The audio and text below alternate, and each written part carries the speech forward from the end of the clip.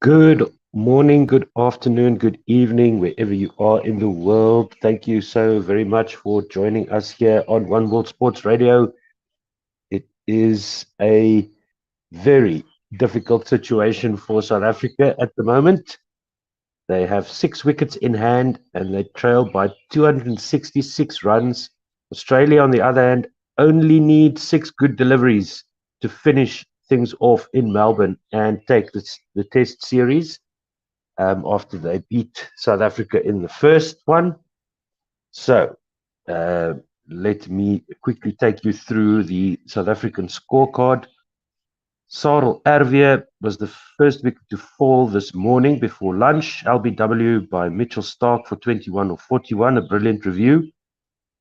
Dean Elgar caught Alex Carey, bowled Patrick Cummins yesterday for naught of 3. South Africa started the day at 15 for 1, if memory serves. We'll just confirm that for you in a little while. Dennis de Bruin caught Stephen Smith, bowled Scott Boland for 28 of 68, and Kylie Lizondo was run out for 1. At the crease, we have Themba Bavuma and Kyle Verreynne. South Africa are 120 for 4 after 41 overs, and still chasing down Australia's 575 for 8.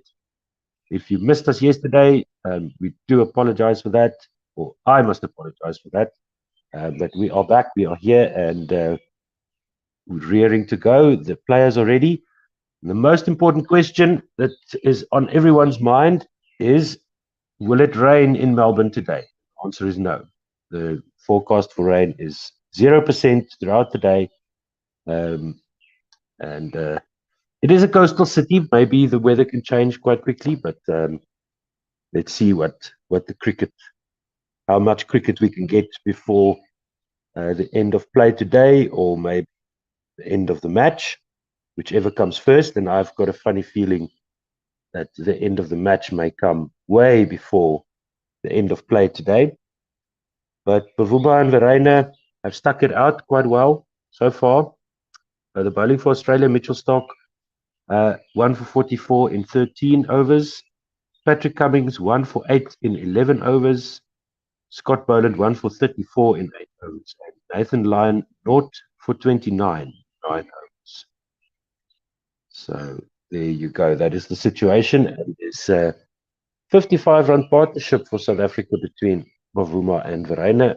55 of 84 balls, so not too bad a strike rate. See, Bavuma has hit 5 fours in his score of 37. The other big question will be, who will manage to pass Marco Jansen's score in the first innings to take over the top spot in the batting lineup for South Africa? And do remember that you can comment on our YouTube and Facebook feeds, and you can also advertise on our podcasts and on this channel. Just send your details through to admin@1wsr.com, admin, ADMIN, at 1wsr.com. And you can use that same address if you would like to join our commentary team. We try and cover all of the men's and women's South African international cricket and rugby matches at this point in time. And hopefully some South African football matches soon, if they reach some significant position in a tournament. We can cover them as well. That'll be great if they manage to do that. So thank you very much for listening. Let us know where you are listening from and what you are doing. Scott Boland is going to bowl the first ball after lunch. Right arm over to Kyle Verreynne, short on leg stump, flicked away down to fine leg by Verreynne. And he scores the first run after lunch, 121 for 4, start of the 42nd over. Kyle Verreynne there on 28 34, as I mentioned. So you see a replay here of Dennis de Bruin's wicket. That was Scott Boland's only wicket. Just a tentative kind of push outside off stump, and Very relieved Steve Smith at second slip, taking the catch after the third slip dove out in front of him. Boland over the wicket to Bavuma now, and this one is driven nicely, but straight to point. No run there.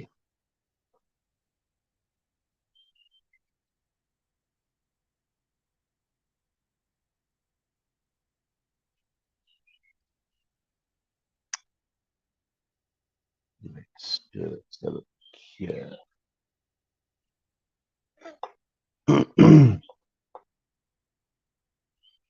Bavuma taking strike once again. Third ball to come. And this one is a very nice delivery by Boland. Right on off stump, right on the money, hitting top of off. Bavuma defends. There's no run. South Africa now trail by 265 runs, and Australia still need 6 more wickets.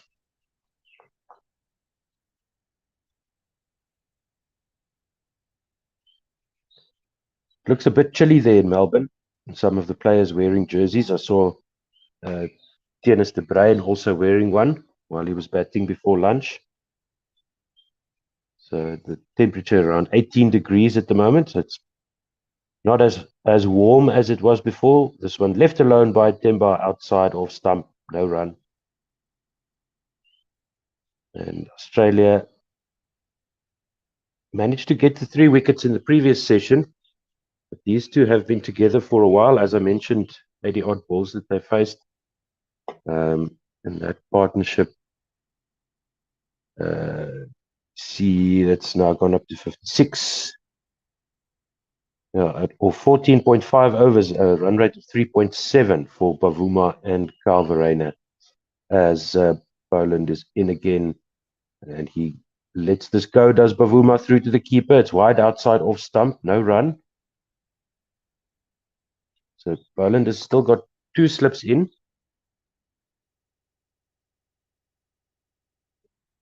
Looking to keep things outside off stump, enticing the drive. You can also tweet us, by the way, at OneWorldSR and at Gorilla SA on Twitter. But we check those every now and then. Whereas the comments from YouTube and Facebook come straight into our studio here. Nicely driven extra cover drive there by Temba Bavuma. Extra cover will haul it in before it gets to the boundary. And there's a bit of a fumble in the field. It means that we're not going to get 1, 2, 3, 4, 4. Yes, we are. 1, 2, 3, 4, 4 is the score after 42 overs. And Bavuma goes on to 39. So they only ran 2 there. Let's see what happened with the running, because I think that ball went far enough that they could have maybe. Oh no, Verreynne sent Bavuma back. Didn't want to run on the fumble, as looks like Travis Head just slipping as he picked up that ball and falling over with the ball in his hand. But didn't cost Australia an extra run. I think that's Travis Head, I'm not sure. 123 for 4. Pat Cummins, the second bowler into the attack after lunch.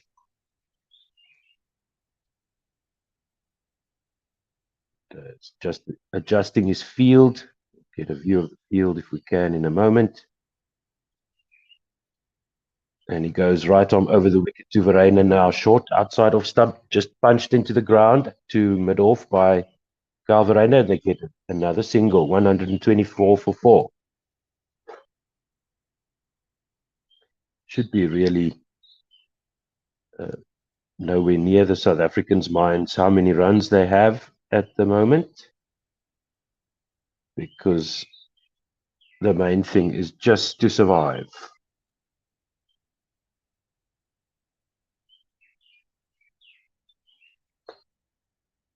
See if they can get through to tea without losing a wicket. If they can make it through a session in this test match without losing a wicket, that will be fantastic.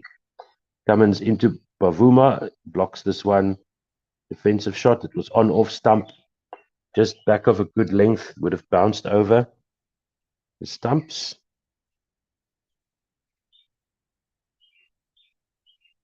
And so Patrick Cummins, by far the most economic bowler for Australia. Run rate conceded of 0.81.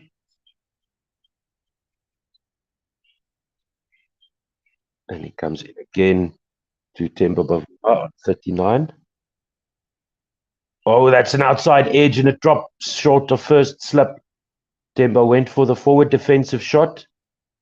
And the ball just did enough to clip the edge of his bat and go down to first slip for no run. Geez, that was not that far away. It just bounced in front of first slip, about a meter or so in front. So that is very encouraging for the Australians. That's a plan that's working. Warner at first slip also wearing sweater, and this one beats Temba Bavuma's outside edge once again, going through to the keeper. This is nail-biting stuff now. Can Temba hang on here? Cummins bowling his 12th over. He's only conceded 9 and taken the 1 wicket of Dean Elgar yesterday. He doesn't have a wicket today yet. Temba just pushing forward for that defensive shot and inside the line of the ball going through to the keeper. This time he just defends that out to point, does the South African ODI and T20 captain.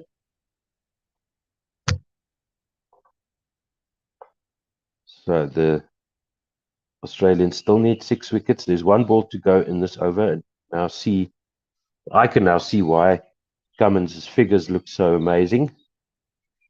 He is just moving the ball a little bit through the air, late enough and small enough movement to get those edges. Comes in again, right arm over, and Bavuma lets it go through to the keeper for no run. 43 overs gone, 124 for 4.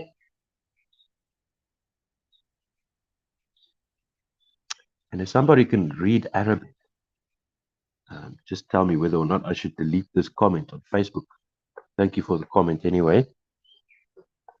I hope it's appropriate or of use to somebody.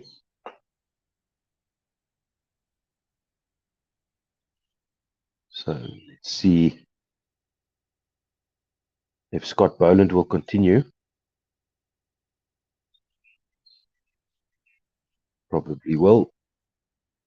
See if I can get the field set here for you. Partnership is now 59 runs of 16.1 overs. The run rate achieved by South Africa so far, 2.87. And the last 10 overs have yielded 41 runs without loss for South Africa. This one is a dot ball to Verreynne, who's on 29 of 36. Boland bowling his 10th over. He's on 1 for 37.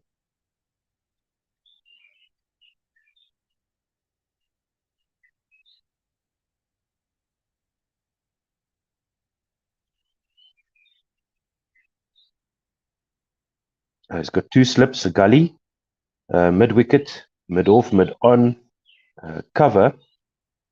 As he comes into Verreynne now, plays the cut shot and beats backward point. Is it going to go for 4? Yes, it does. Verreynne with a very nice looking cut shot. I'm not sure how close that was to who's that cringing on the floor now? That is Nathan Lyon, who's injured himself, I think, with that dive to his left at backward point. And it seems to have injured his shoulders, indicating his shoulder has got some discomfort. He's now standing with hands on knees. So let's see, it was wide and short and cut away by Verreynne, just outside the reach of Nathan Lyon as he dove to his left. I just got a fingertip to that, but nothing more. Really not a chance there. And then just overextending his left shoulder, I think, as he came crashing down to the ground. So he's walking off now, Nathan Lyon. That 4 takes the score to 128 for 4, and Kyle Verreynne's score to 33 of 37. And that's not great for Australia. They do rely on Nathan Lyon to rotate their quicks from the other end. And just want to update our overs remaining,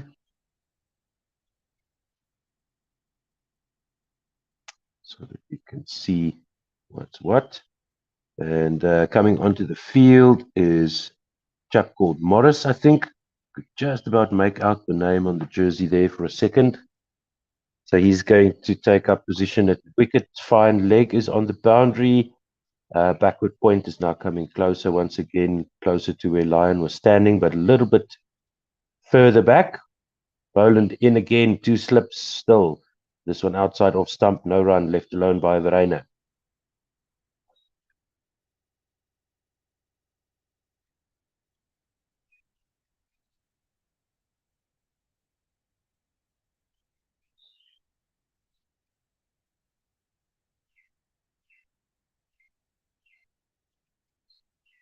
So Austin over score now 43. And this partnership going at a run rate of 3.78 now. So Australia waiting for a mistake, waiting for that wicket to come. Verreynne punches this one down into the ground, out to cover, no run. They just need to get rid of these 2, because then they're basically into the tail. Well, they will be into the tail if they get rid of both of these. That means that Marco Jansen and Keshav Maharaj will be at the crease, and that means that they'll have at least one end open. So it's his left shoulder for Nathan Lyon that got injured. Boland over the wicket, and this one strikes Verreynne right in front. Yes, says the umpire, that's the wicket that Scott Boland wanted. He was bowling that line outside off, keeping the line outside off stump, and then making that one come back in. And that, I think, will be the end of Verreynne. That looked out to me. And maybe the only hope for Kyle is that he got some bat onto this. It might be going over the stumps, but Verreynne, not the tallest man, and struck him just on and above the knee roll of his left leg, his front leg. No sign of an edge there on hot spot. And so that will be ball tracking, please. I think Verreynne is going to have to go. And that's one of the 6. And Kyle Mahadeo says Kyle's the man. Yes, I hope he can stay there for a while, because he's out. No, he's gone. The ball is hitting the top of middle. That was a beautiful inducker from Scott Boland after he bowled some deliveries outside off stump that was short and wide, and then just luring Verreynne into a false sense of security, and struck the pads. So good morning, Kyle, on YouTube. Kyle Mahadeo, tell us where you are from, and who do you think is going to take the final wicket here, or who do you think is going to take the next wicket here for Australia?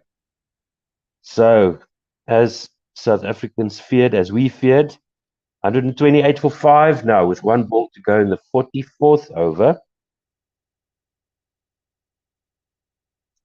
Kyle Verreynne bowled LBW by Scott Boland, 33 or 40 deliveries.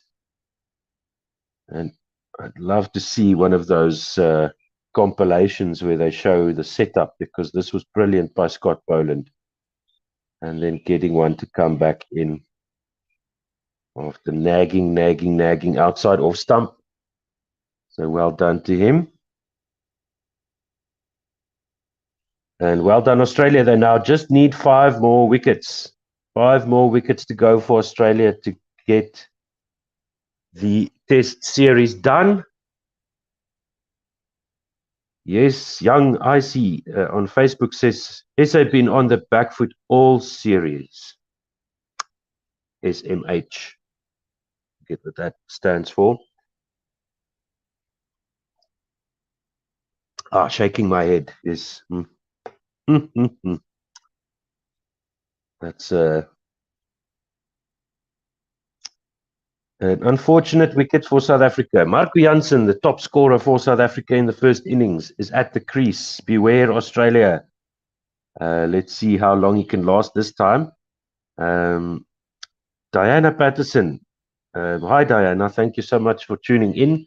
I find this so sad, so inevitable. I'm listening to you hiding behind the sofa. It's only a game. And 3 slips in now for Jansen, the right-handed batsman. And this one is defended on off stump. There's a gully in as well with the backward point. Marco Jansen keeps that last ball out. 4 runs and a wicket off that over. Scott Boland now 10 overs, 2 for 41. South Africa 128 for 5 after 44 overs. So let's see how long can Jansen stick with Temba. Abanati Sohiba says Temba will get 200 today. That'll be great. I think that that will be an awesome result for many, many reasons for this team, not least of which some runs for the top order, who have been really poor for the past year or so, past 3-4 years. South Africa have rarely managed to click in their batting lineup. Now 2 slips in for Bavuma as Cummins continues working him over as he defends this one on off stump, does Temba Bavuma.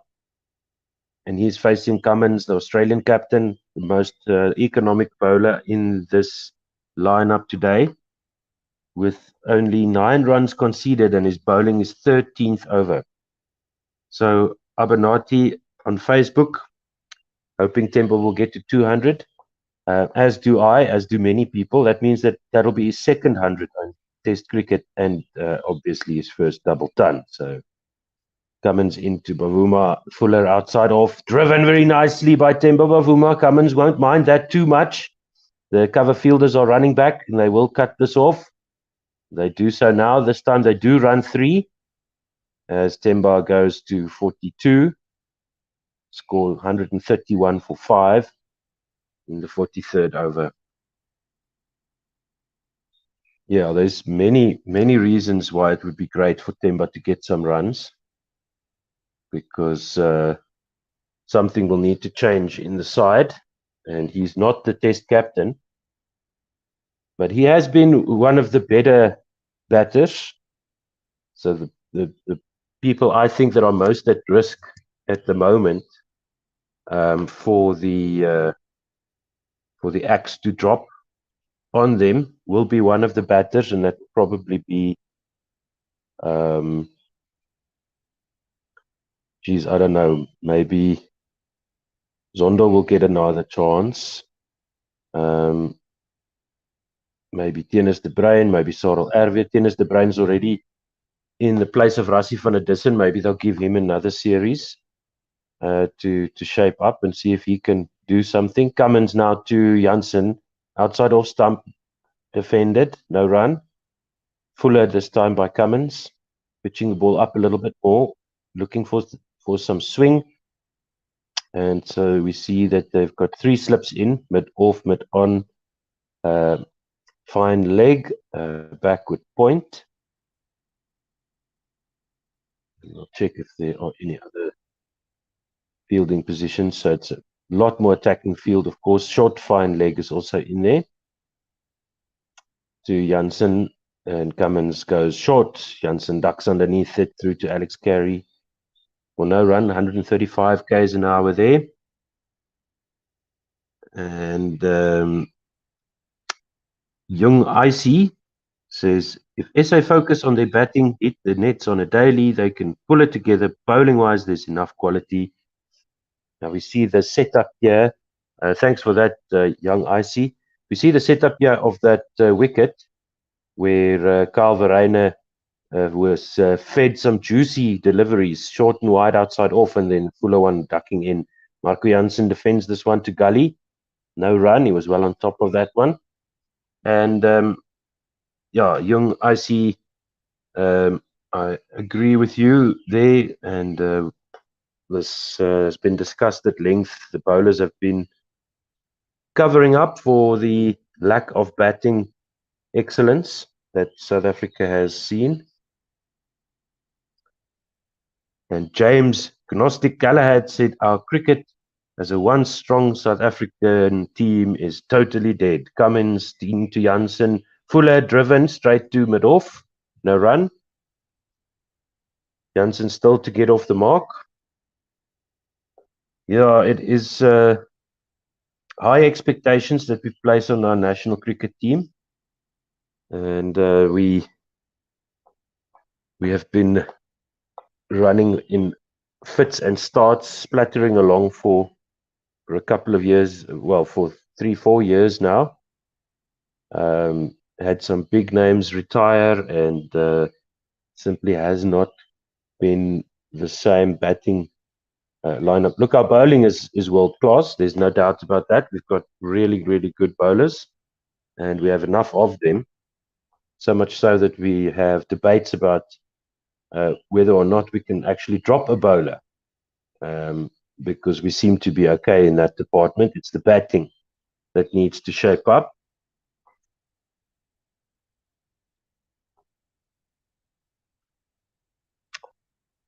So 5 for 131, 2 slips and a gully now in for Jansen and Bavuma facing Scott Boland. Defends this one to backward point, no run. And Nathan Lyon is back on the field, so he's feeling better. Start of the 46th over, for what it's worth. South Africa still trail by 255, so technically still on 0 for 5. No runs yet. No prospect of Australia batting again yet. But that's not important right now. It's those 5 wickets. Bavuma, oh, he fishes outside one off, outside off stump, just hangs his bat at that one. Bat away from his body. There's a big appeal by the Australians. The umpire's not interested. Scott Boland is very, very interested. Pat Cummins is also interested. Then he's going to ask the TV umpire to become interested as well. So let's see what's this. That they must have heard something. It wasn't a flashy shot, so there couldn't have been a click from a loose bat handle or something like that. And Scott Boland is watching the screen anxiously. The replay shows there's a little bit of space in between bat and ball. So Themba Bavuma will survive. There's nothing on Snicko. There's nothing on Hotspot. And there's clearly daylight between the bat and the ball as it passes the bat. So well done to the umpire. Australia will lose that review. So let's see how many reviews have they got left now. Hopefully none. Reviews remaining. South Africa have 2 and Australia now also have 2 remaining. So each side now 1 unsuccessful review. And Scott Boland will have to walk back to his mark and bowl that one again. There was a fumble there in the field. And did South Africa take a run there? No. And that last delivery, the ball just defended into gully for no run. But there was a fumble, so it would have been silly to take a run there. Now, Usman Khawaja letting the ball through his legs, and then Nathan Lyon had to run around. They were thinking about a run, but turned it down in the end. Boland into Bavuma, full outside off. driven straight to cover. No run. 131 for 5. Bavuma is on 42 of 99. 2 balls to go in the 46th over.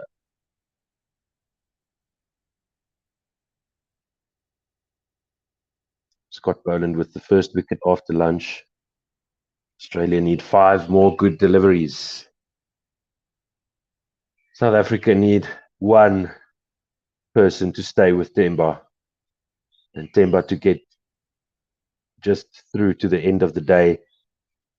Temba works this one off his pads, picked up by mid-wicket, running around to mid-on. No run. Temba faces 100 balls now. 1 ball to go in Scott Boland's 11th over, 2 for 41. And there's a minimum of 59 runs remaining in the day. We'll get to tea first, which is about 90 minutes away.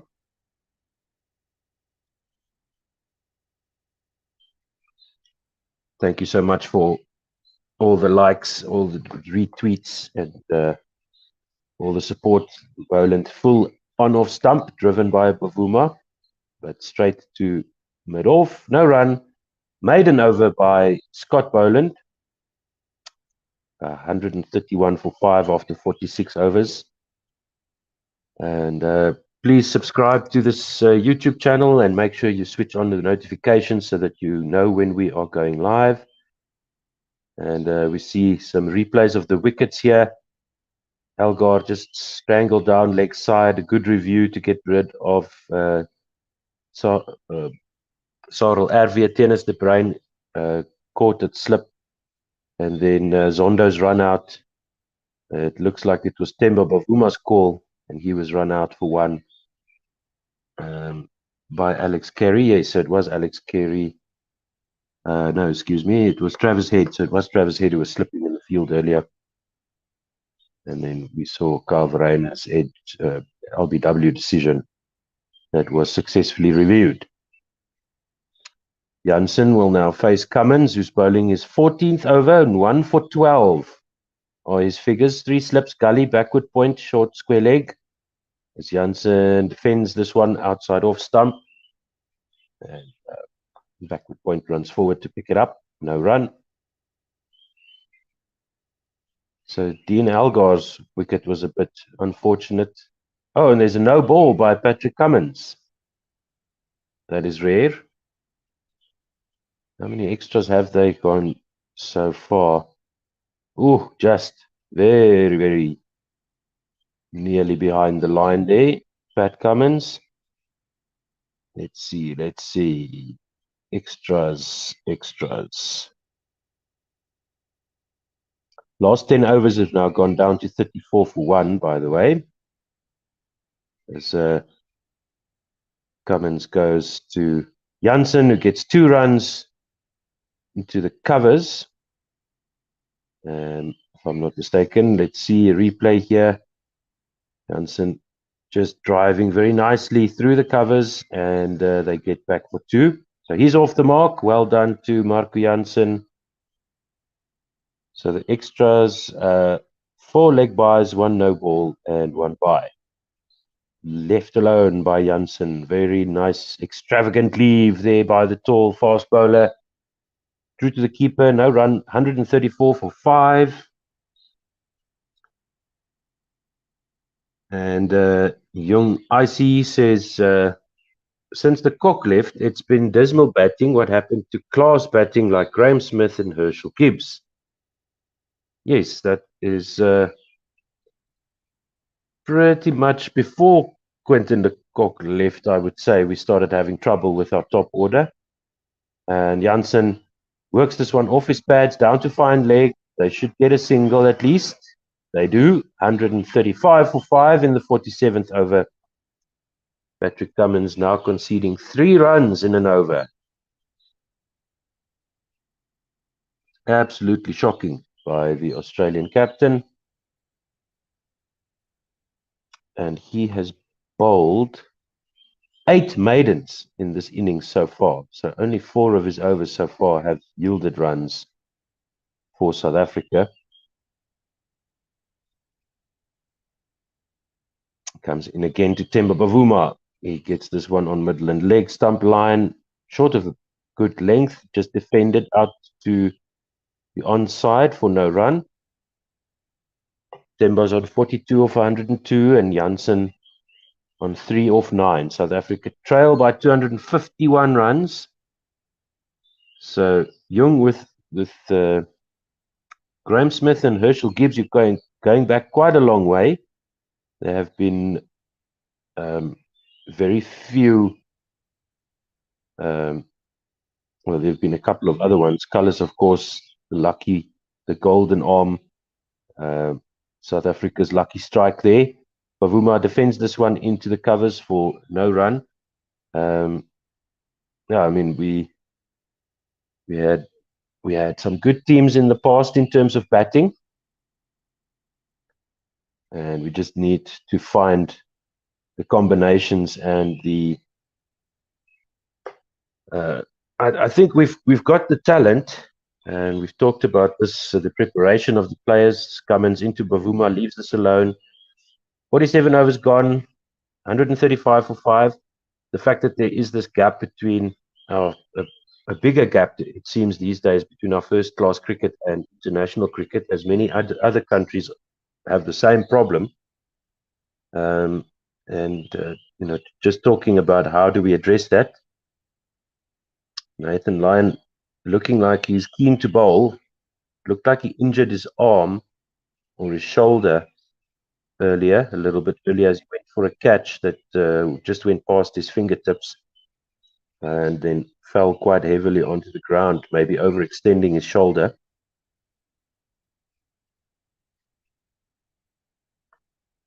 So yes, we had some suggestions.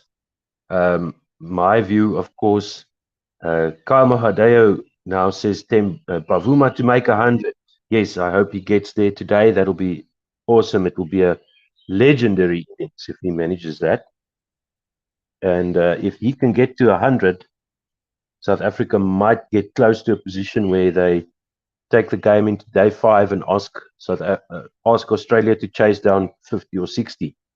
But when we're far away from that, Poland into Marco Jansen, 2 slips in a gully, defended by Jansen outside of stump, no run. He should be careful. That's what happened to Verreynne, those balls outside of stump.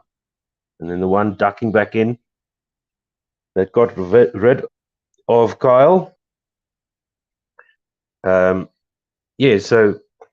playing more SAA games, maybe playing a North versus South.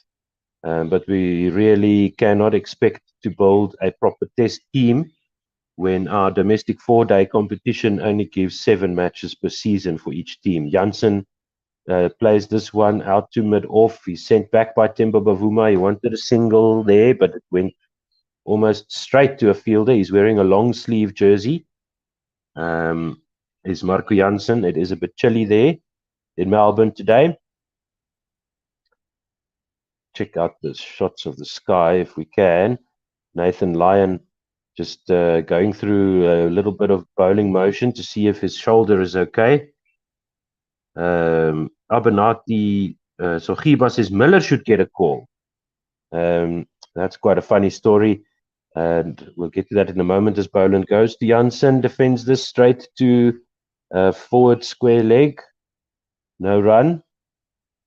Miller actually announced his retirement from Test cricket, having played almost no Test cricket for about 2 years, and then announced, and that happened about 4 or 5 years ago, if I'm not mistaken. So he's out of selection. He took himself out of the selection pool. Vian Mulder is there, promising all-rounder. Well, into Jansen, who clips this one off his pads. It's going to go down to deep mid-wicket. Mid-on is running back to get that. And Themba comes back for the second to the non-striker's end. Jansen will move on to 5. 137 for 5. 2 balls to go in the 48th over. But the one idea that I liked a lot is that Anis Mohammed suggested during commentary on Tuesday morning, South African time, of course, is to have like a North versus South tournament. to play a proper 5-day match with the 22 best cricketers outside the test team, cricketers who haven't been selected or maybe out of contention. Jansen is beaten outside off stump, forward defensive by Marco Jansen, and it goes past the outside edge to the keeper for no run. But who knows?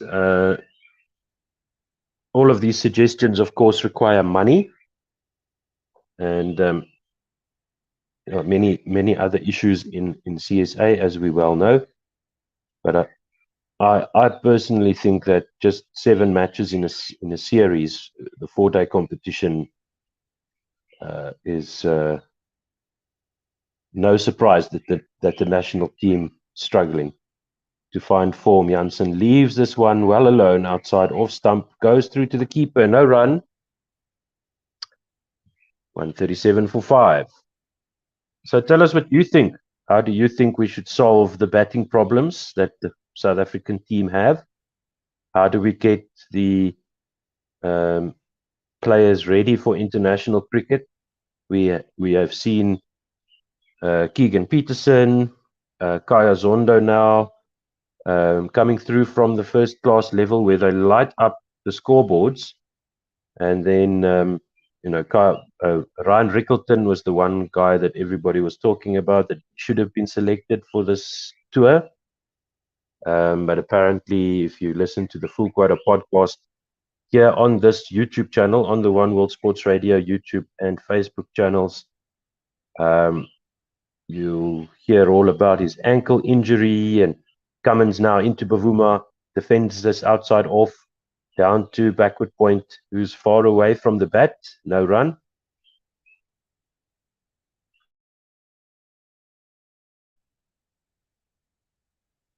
Yeah, so I do believe we've got the talent. It's just how we put it all together. It is a very difficult thing to bat in international test cricket, especially in South Africa. To open the batting, of course, in countries like England, Australia, and South Africa is one of the toughest jobs in world test cricket. Jansen facing Pat Cummins now. Re-slips in, and this one is defended on off stump, no run. Nice shape there through the air by Cummins. The ball just going away from the right-handed batsman there, looping a little bit through the air, but Jansen managed to get everything in behind that. Who else is there that you think should be in the team? Who do you think should be dropped?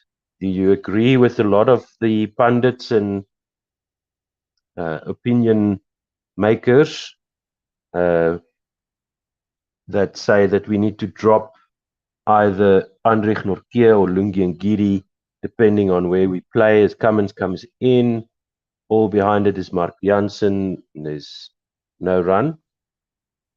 And then play an extra batter. Will that solve the problem? Do you want to go into a test match with 4 bowlers, with 4 recognized bowlers, I should say? Especially thinking about Dean Elgar and Themba Bavuma being able to bowl if they have to. Elgar talking about bowlers breaking down. Fear that he'll be stuck with only 3 bowlers, and Jansen ducks underneath a short one by Cummins over leg stump, no run. 138 for 5. South Africa trail by 248, so the lead has been cut down to under 250 by South Africa. The lead was 380, around there, when South Africa started batting. 138 of those runs have been chopped down. Cummins into Jansen, nice forward defensive, big stride forward, bat well behind the ball, into the covers, no run. Australia need 5 more wickets. South Africa have got an hour and 15 minutes to go until tea, at which point my power will be cut. So I might dip in and out for a few minutes. Abenati Sogiba.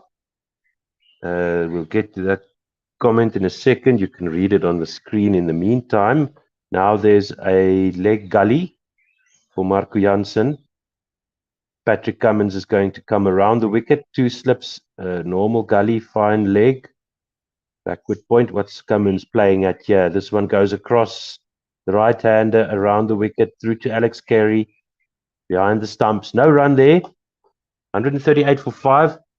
Cullis, as the coach, would do wonders for us. We also need to be patient with Markram. Yes, we need 6 batters, so Ngidi should be rested. Okay, so we already have 6 batters. We're looking at playing a 7th one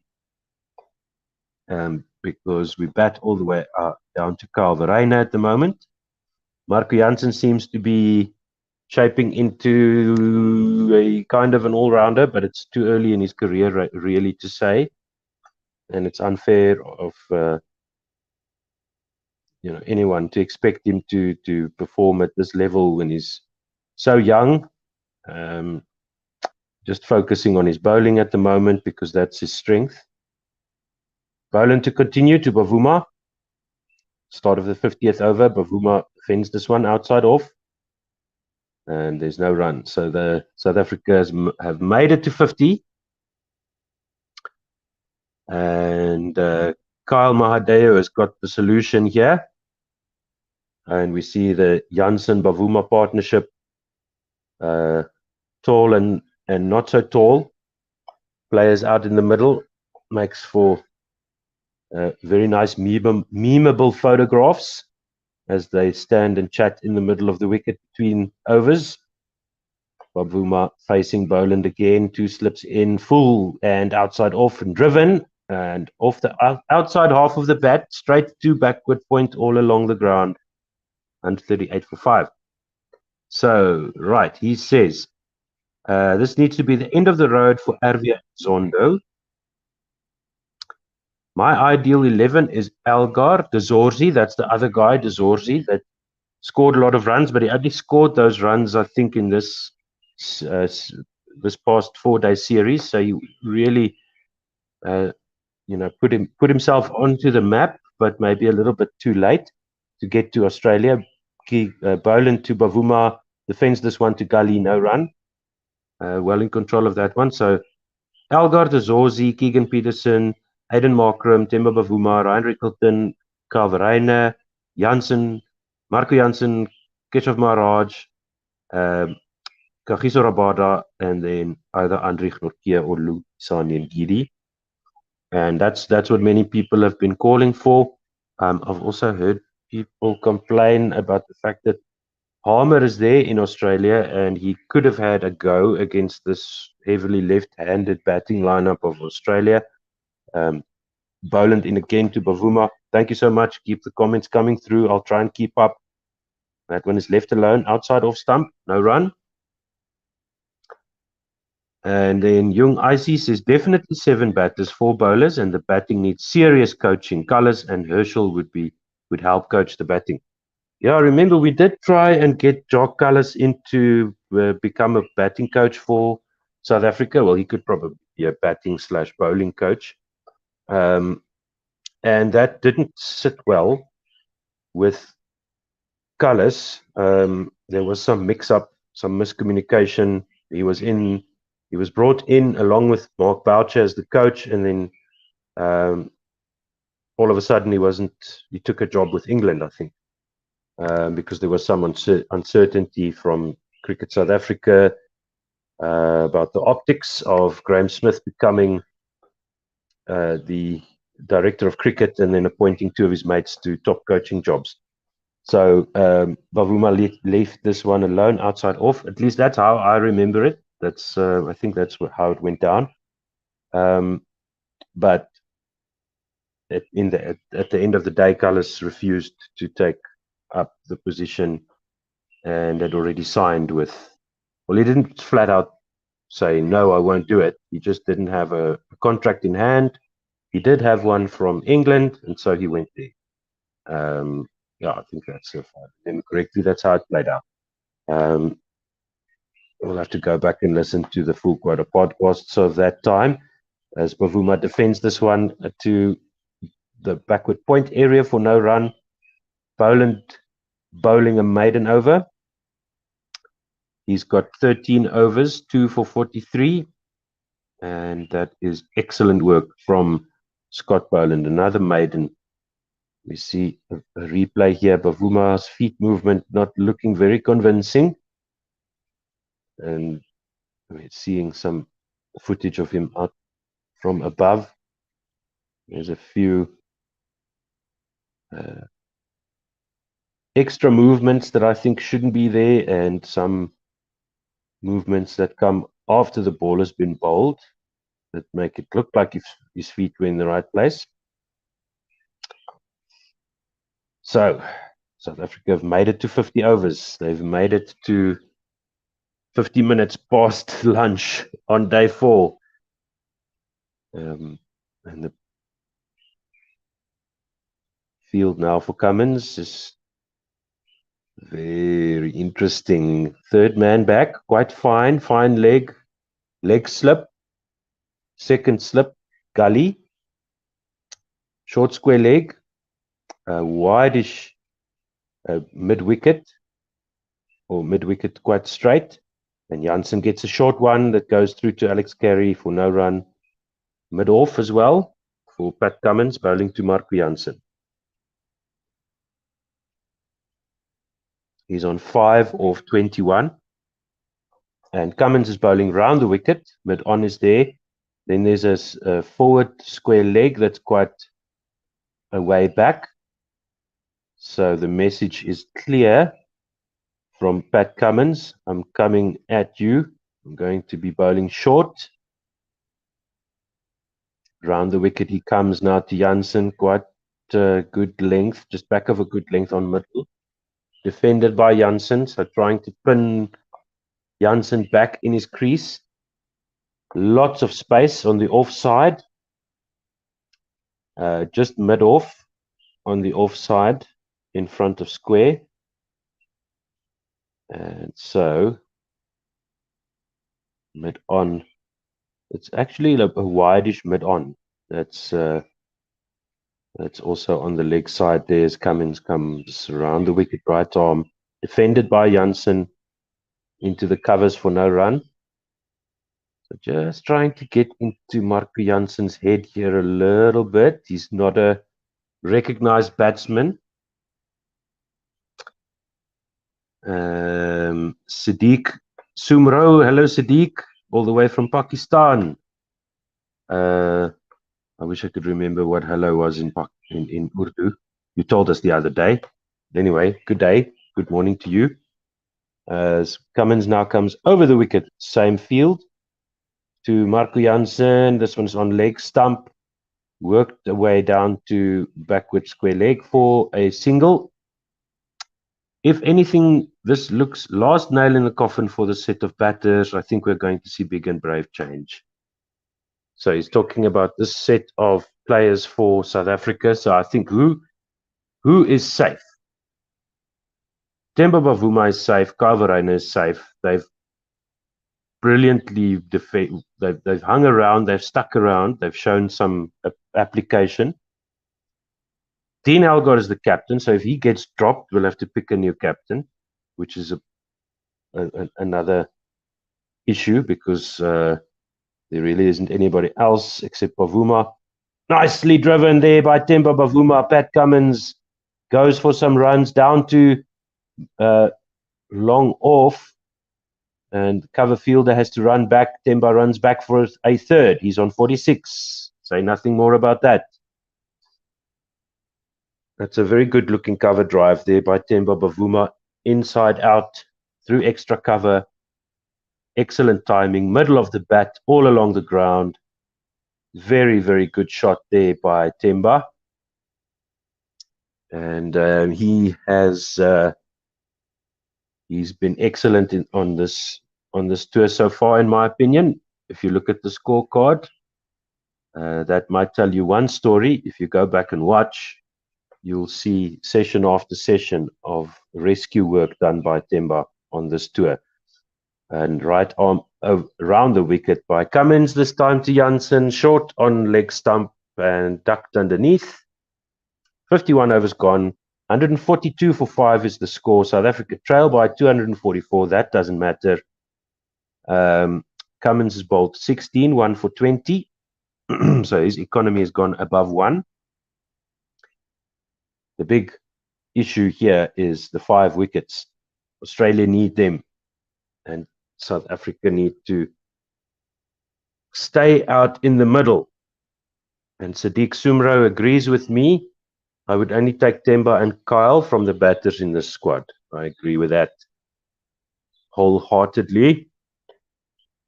And Young Icy says, why did the Cock retire from Test cricket? Though I reckon he would still have been a powerhouse. He's only 29.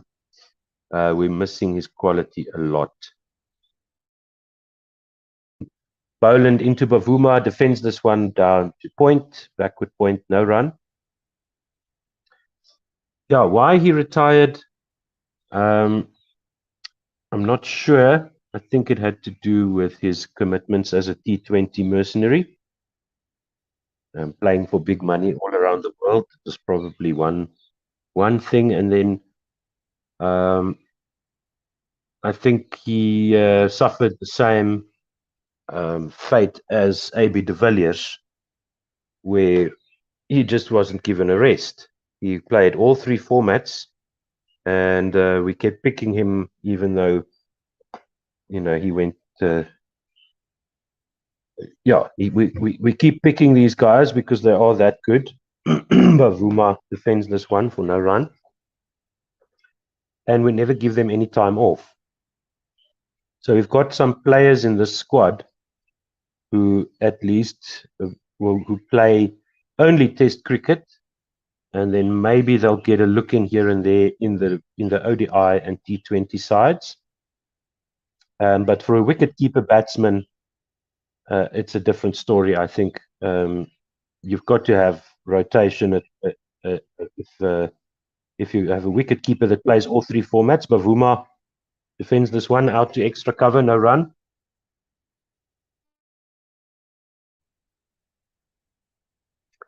So Sadiq Sumro says Proteas already have 3 batters in Keegan, Ryan, and Zubair. So Keegan Peterson, Ryan Rickleton, and Zubair Hamza, who missed out due to injuries and a ban. And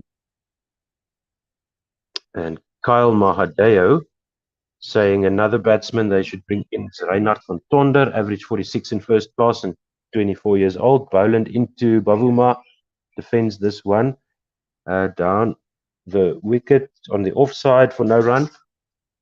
Yeah, so that's an interesting one as well. So, like I said, we've got the talent. We've got guys lighting up shooting the lights out at first class level. And as we saw now with guys like Zondo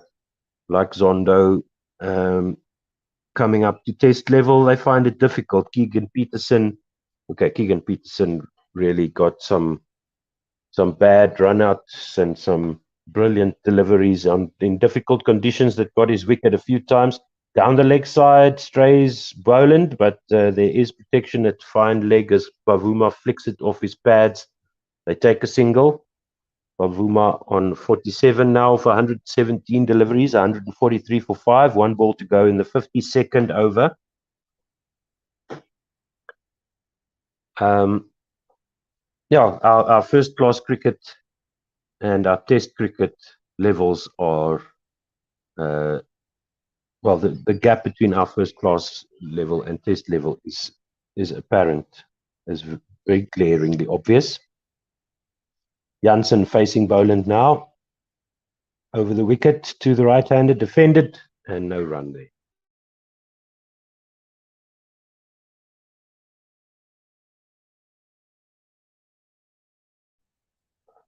That is a drinks break. So yes, Kyle Mahadeo, as you mentioned there, Reinhard van Tonder probably will get a chance at some point, but as Sadiq Sumro pointed out, Keegan Peterson, Ryan Rickleton, Zubair Hamza, and then Tony de Zorzi also throwing his name into the hat in this past season. So, yes, the talent is there. The question is, how do you convert that talent, that potential being shown in first-class cricket and convert that into a world-class test record, a test career? Jenna has joined me. Good morning, Jenna. Good morning, Otto. How are you? I'm very well, thank you. I'm awake this time. I Goodness, made have it. you been on by yourself this whole time? Pretty much, yes. But there's been a lot of comments coming through, so that's been easy Oh to. I'm It's so been easy sorry. to talk I get it. because there's been a lot of comments coming through here on Facebook and on YouTube. So thank you very much for that. People have been keeping me Oh, that's company brilliant. all throughout this session. And Sadiq Sumro, as you can see here, I miss good old days of CSA being brave when they not only made Graham captain early in his career, but also weren't afraid to play young batters together in the 11. In 2004, we played young Graham, AB, and Amla. Yes, reminiscing about the past. And we were just talking about the batting, of course. So the suggestions, if you can see there in the comments, coming through and just reminding everybody that we've got people injured and banned, and we've got Tony de Zorzi, Reinhard van Tonder has been a name that was mentioned, and people seem to agree, or at least a few people agree that, well, at least Sadiq Sumro agrees with me that we can keep Verreynne and Themba Bavuma from this lineup. And maybe ask questions about the rest. I don't know what you feel about that. And then Kyle Mahadeo coming through on YouTube saying, what your thoughts of Algar? Is it time to drop him? He got 5,000 runs. I should be captain for tests.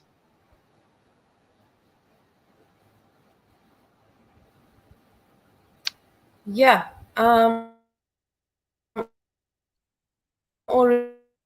Really good comments, I think. So thank you for engaging with us.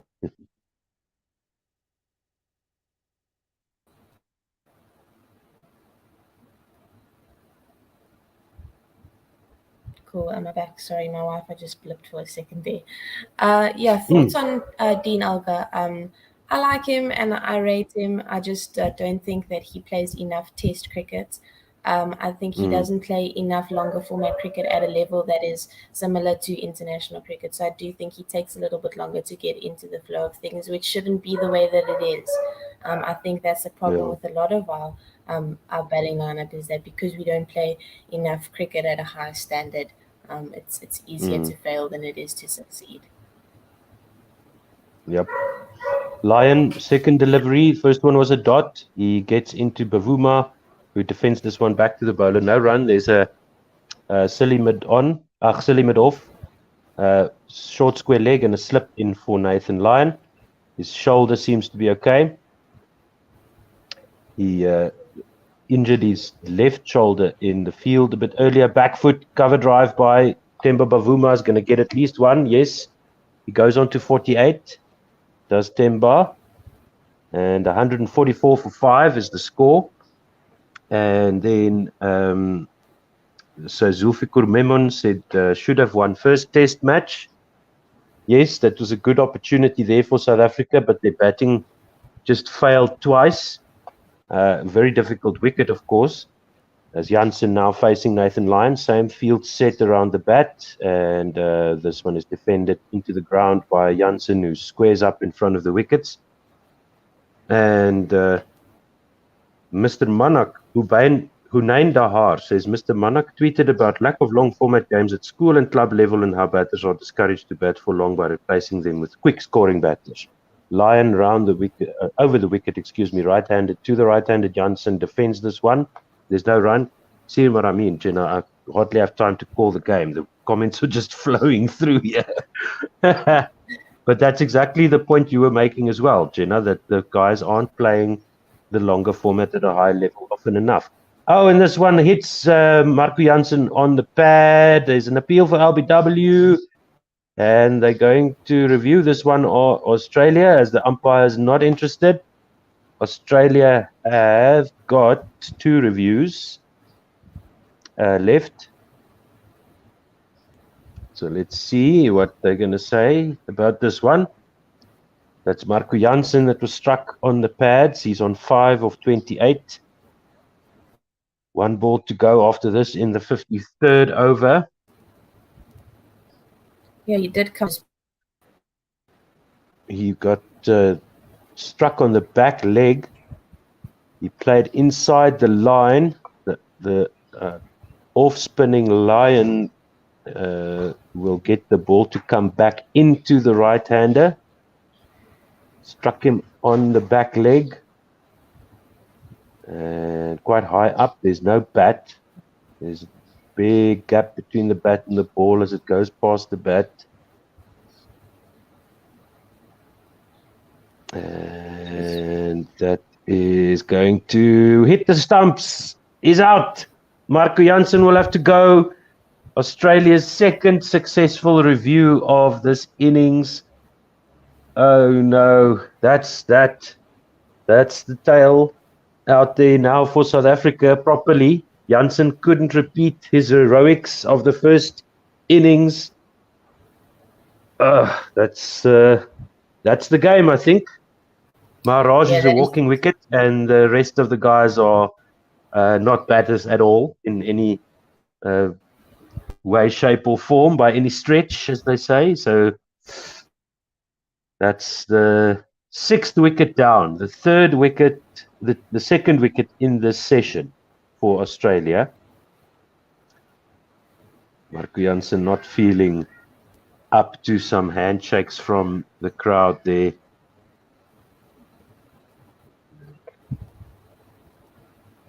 Yeah, that's the end of Marco Jansen. In a really difficult position. Tailenders and Bavuma on 48 of 120. We're just seeing the back of Marco Jansen. Disappointing for him. He did so well in the first innings, but unfortunately unable to replicate that now.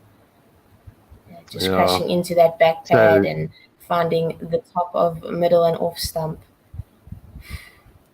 A good review. Maybe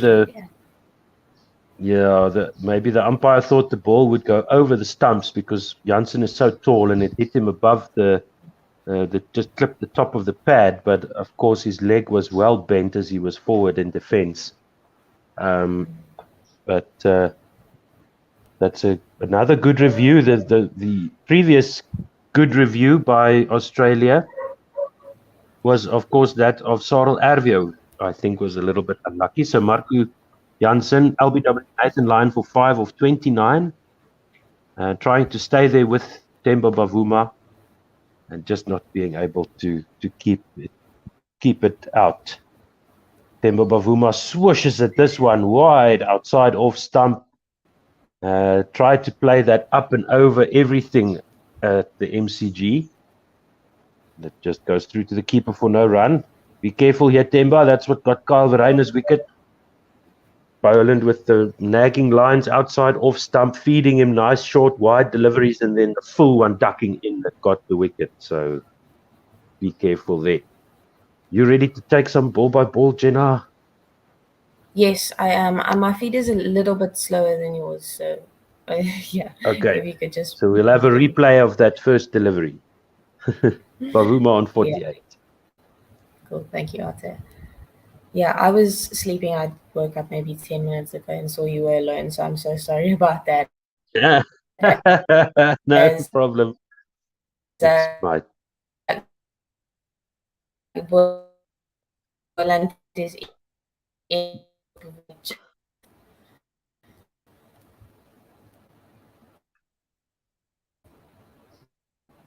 was this no run.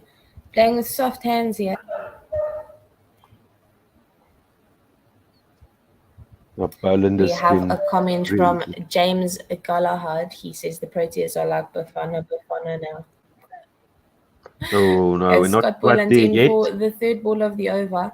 It's full on off stump. And defended into the offside for no run. We're not quite there in terms of being halfway down the rankings in the whole world. Okay.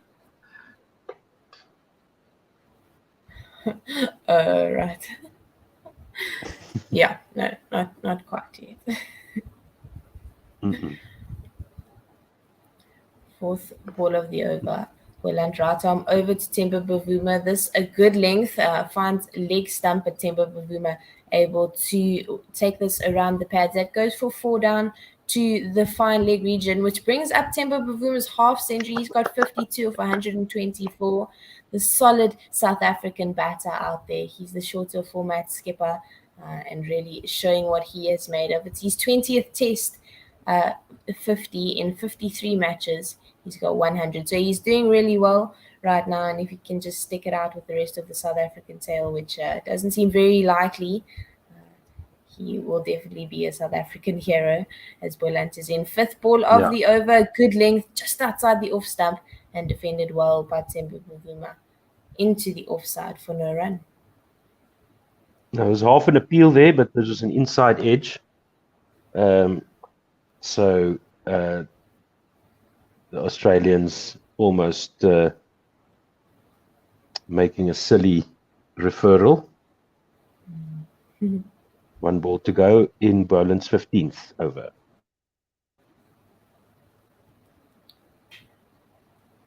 Boland, last ball of the over. He's got 2 wickets for 48 runs. And Australia just need 4 wickets to win as Boland is in. It's full on off stump and driven out by Temba Bavuma to a mid-on region. They come through for a really quick single. There's a shy at the non-strikers end stumps, but Temba Bavuma is fast and he makes his ground to the other end. That's the end of the over. 5 from it. They're able to maintain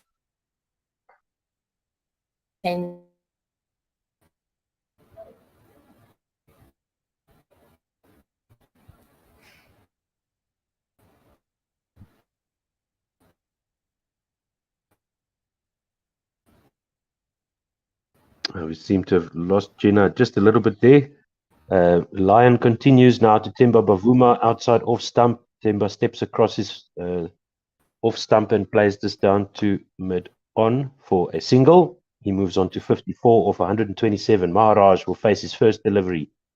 150 up for South Africa in 54.1 overs. So,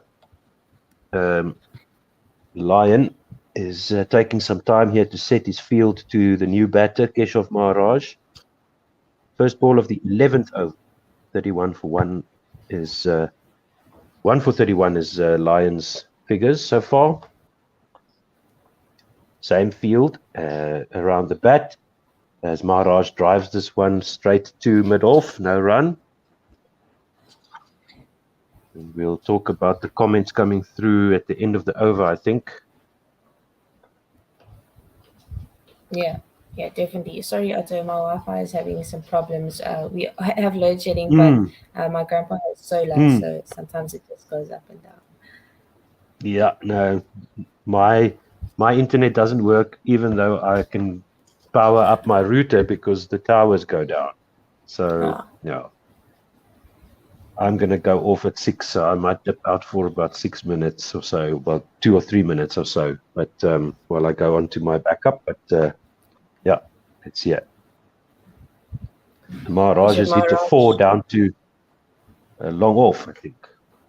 Yeah, actually a wonderful cricket shot there as he just leaned into it and played that through the straightish cover regions, but the next ball he's a little bit more on the defensive, defends it out into the offside for no run.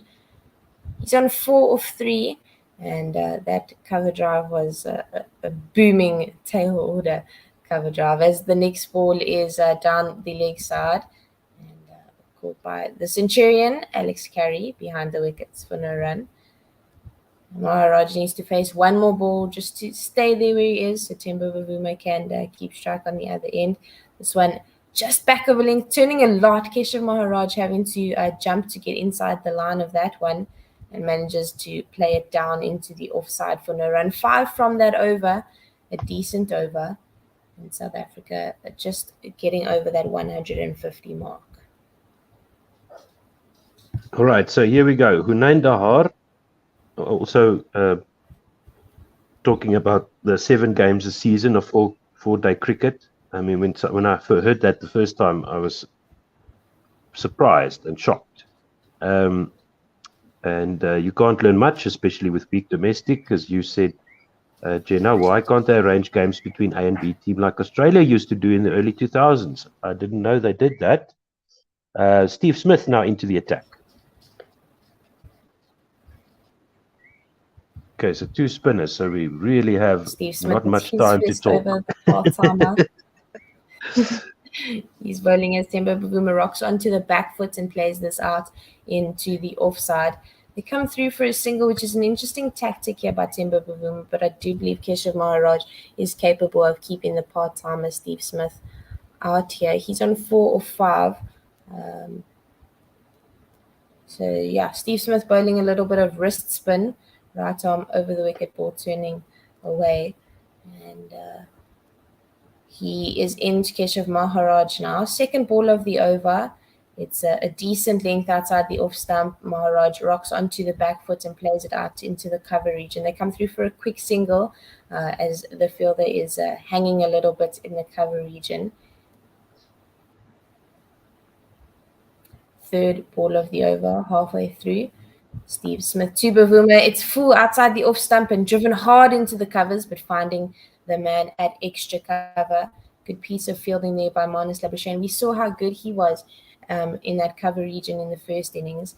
But this time Bavuma beating him on the drive just to the left of Marnus Labuschagne. This time goes out to the fielder sweeping on the cover boundary. And they go through for 2. So Temba Bavuma on 57 of 130. 2 balls left in the over, the score 158 for 6.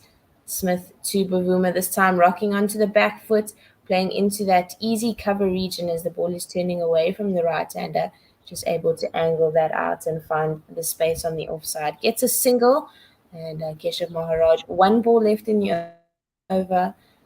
Let's see what he can do with this.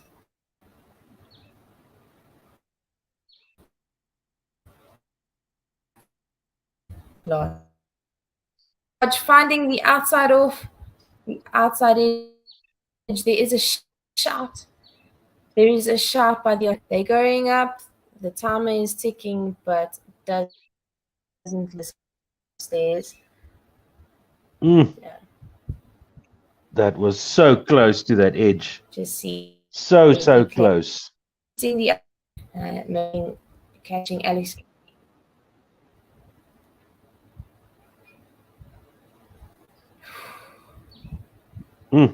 That was almost a wicket there for Steve Smith. Yeah, Keshav Maharaj lunging forward, pushing his hands out towards that ball. But luckily the spin just beating the outside edge there. Nathan Lyon now turning the ball into the right-handers. Temba Bavuma is on strike and he plays this into the leg side for no run. We're seeing a bit of a replay now, and there seems to have been an edge. Yeah. There was a spike on Snicker.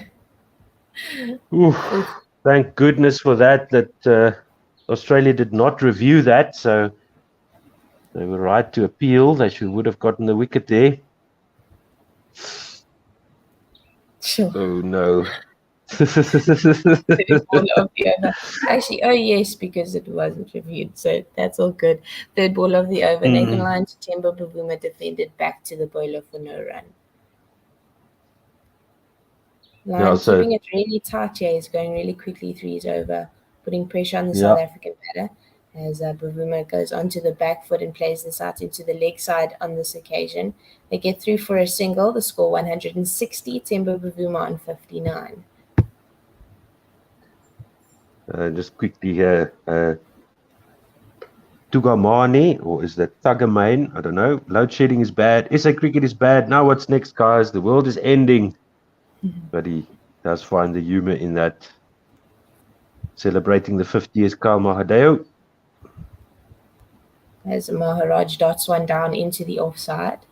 No run from it. One ball left in the over.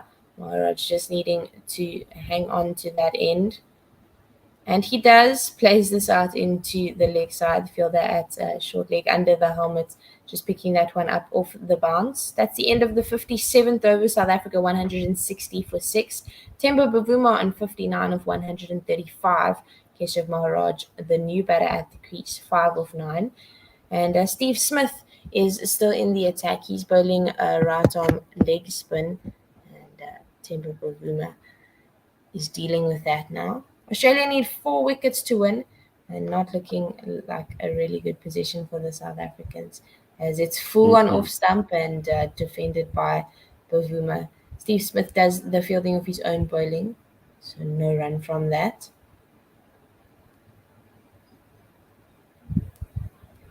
Oh, he's getting some real turn here. Yeah. It is spinning really and bouncing. Just pitching full outside the off stump and a lot of turn. Alex Carey needs to move his hands quite a lot to his right as he picks that previous delivery up. Oh, Temba Bavuma, a hard slash into the covers and finds the man at short extra cover for no run. The ball is pitching on off and almost going to first slip here. It's a really prodigious turn by Steve Smith. Fourth ball of the over, dotted out into the offside. Steve Smith racing through here, really bowling at the batters. This one short outside the off stump. Temba Bavuma goes on the back foot and pulls that through the leg side. Finds a fielder at a cow corner region. They get through for a double. So Temba Bavuma gets 2 more to his score. He's on 61, the score 162. 1 ball left in the over for Temba Bavuma. I'm sure he'll be looking to rotate the strike and make sure he's on the other end for this last ball of the over. But he doesn't. Defends this out to the offside for no run. And Maharaj will be facing Nathan Lyon on the other end. 162 for 6. We see that Australia have got a problem with the over rate. So that's why they're bowling the 2 spinners here. So -2, whatever that means. I think that means that they are full 2 overs behind, right? Yes, that is what that means.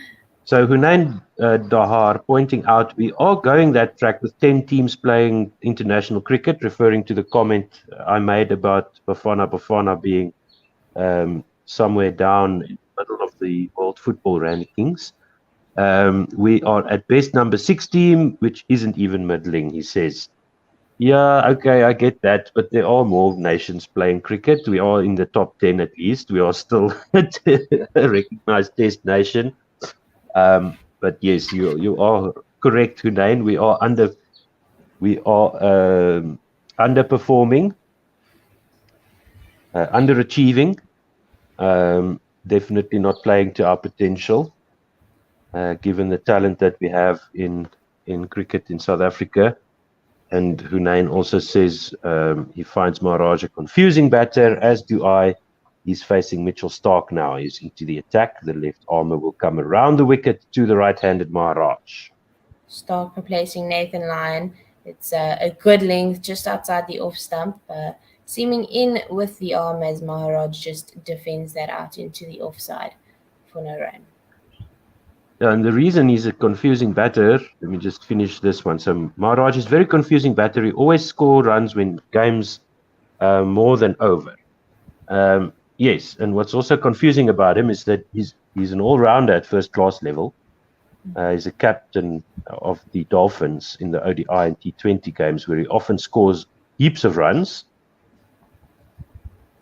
Yeah, Starc to Keshav Maharaj, full just on middle stump, works this around into the leg side, but finds the fielder at a conventional square leg position.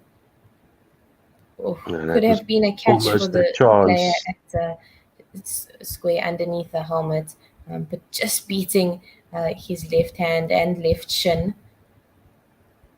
That would have been excellent if he had taken it.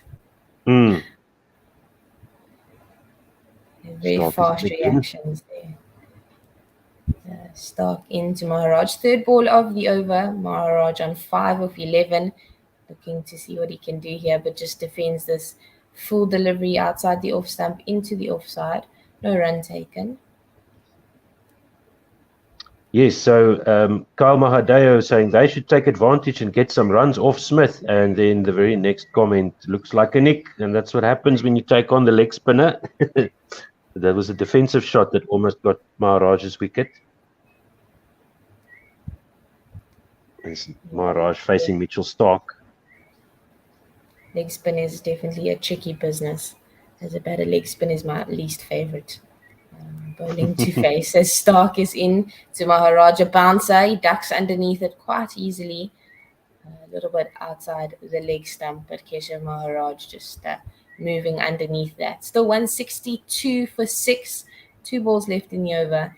Keshav Maharaj managing to stay out there for 4 balls in this over so far. And so Fasik Arslan. So let's get to this comment after this delivery. Stark. 5th ball of the over. South Africa still trails by 244 runs. Keshav Maharaj, the man at the crease, goes onto the back foot and punches this well into the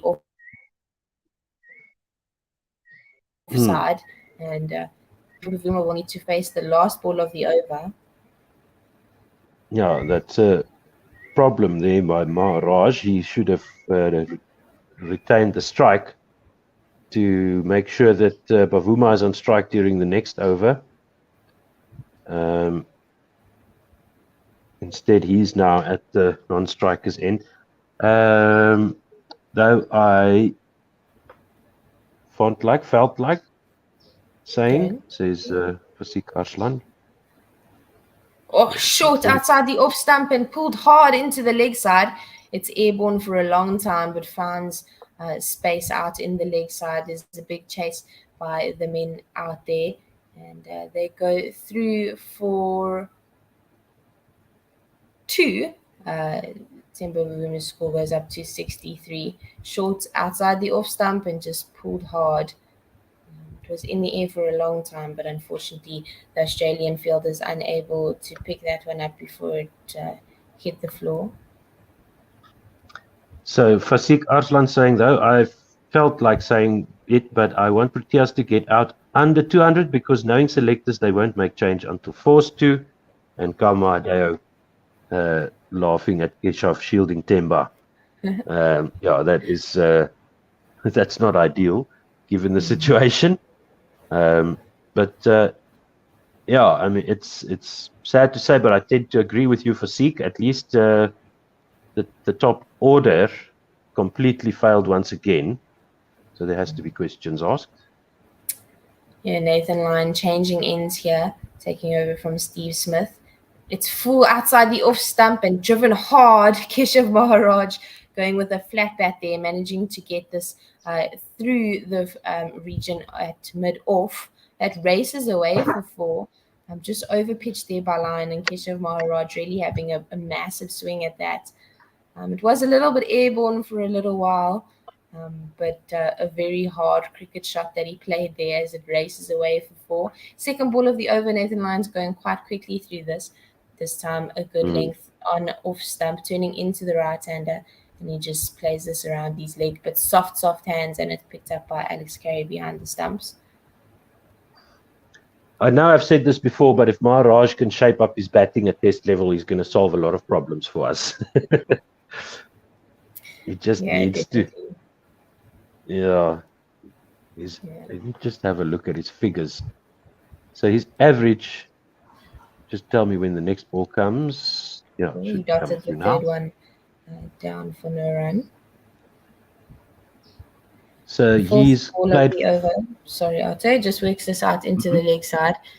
There's a bit of a dive from the field at short leg, but soft hands again, Maharaj. No run from it. 2 balls left in the over. His average is 15. Highest score is 84 in his 47 matches. Keshav Maharaj, that is.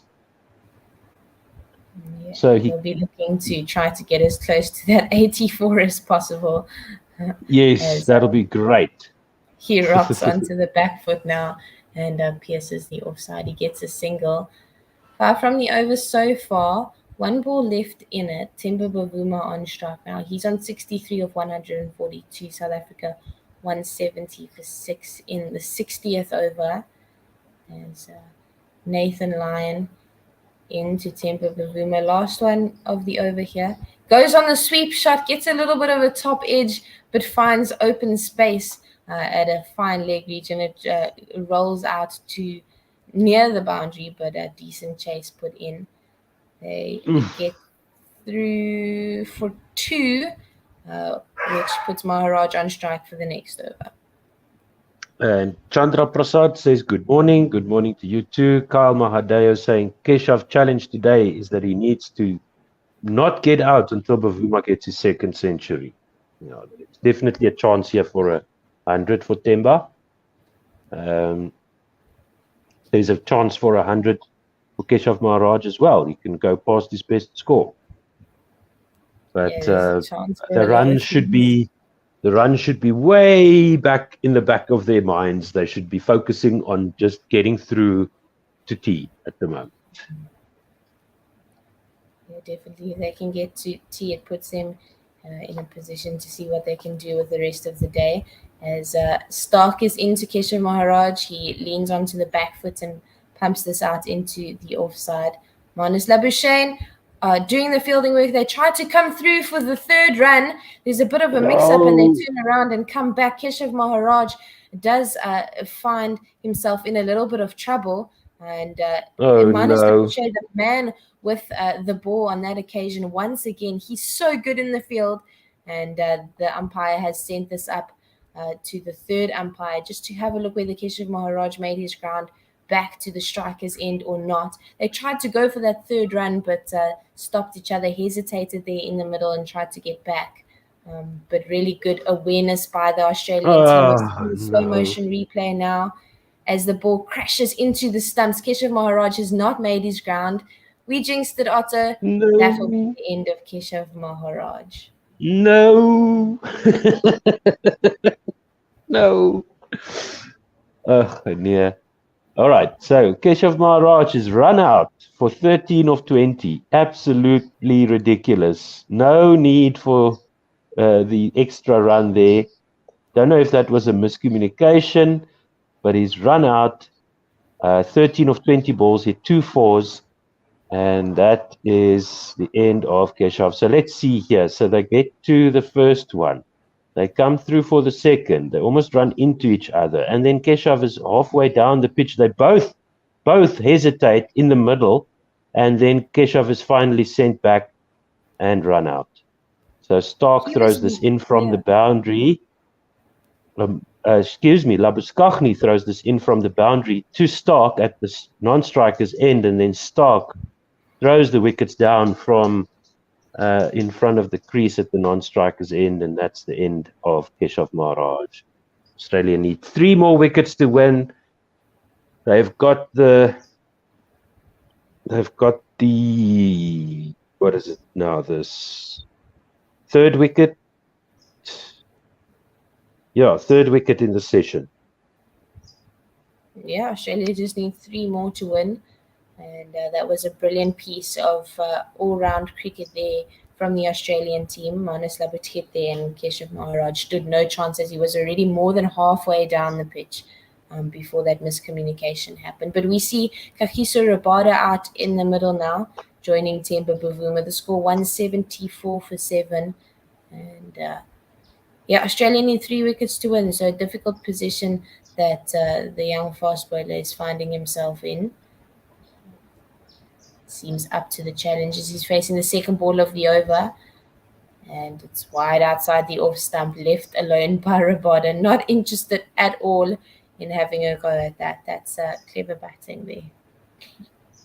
And this is the second run out that Bavuma has been involved in. Hunain Dahar in this innings.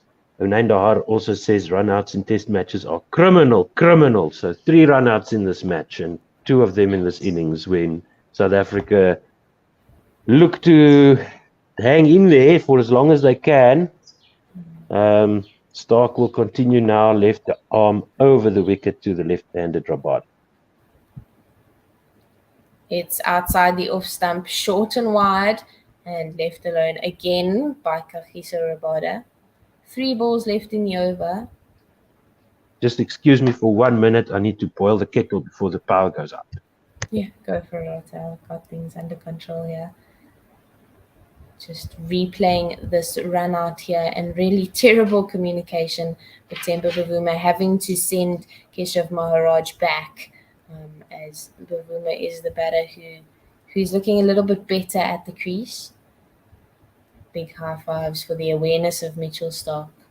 He's so experienced, and he just managed to keep his head level as he goes on the bouncer to Kagiso Rabada. Rabada ducks underneath that one quite comfortably and left alone through to the keeper. 170. 2 balls left in the over. I'm just going to let my dog in as she's scratching at the door. So give me half a second.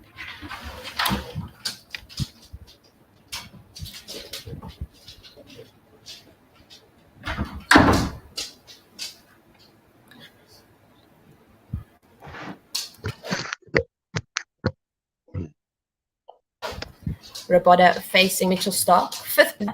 It's wide outside the off stump, left alone by Rabada through to Alex Carey for no run. Rabada doing well so far of the 4 deliveries that he has faced, not making contact with any of them, which is a good thing for the South Africans. Yeah, this is difficult to watch as a South African fan. Are they going to manage to make it through to T? That's the next question. Yeah, we definitely hope that they are going to, as Stark is into Kagiso Rabada. This time it's short on leg stump, and he manages to get this around to fielder at the fine leg region. That is Scott Boyland. He gets a single, which will put him on strike again for the next over.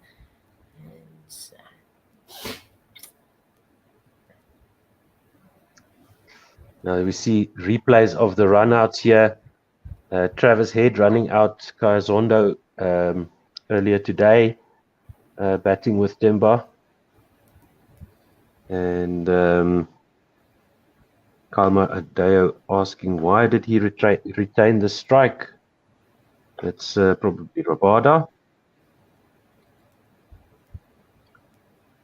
And Fasik Arslan being critical here of Kagiso Rabada. There was a time in KG was talked about as number 8, even number 7, and look at him now. He's a walking wicket. Also looks like he's interested, just like QDK. Oof, that's a bit harsh. I wouldn't say Rabada is uninterested, maybe overworked and a bit jaded.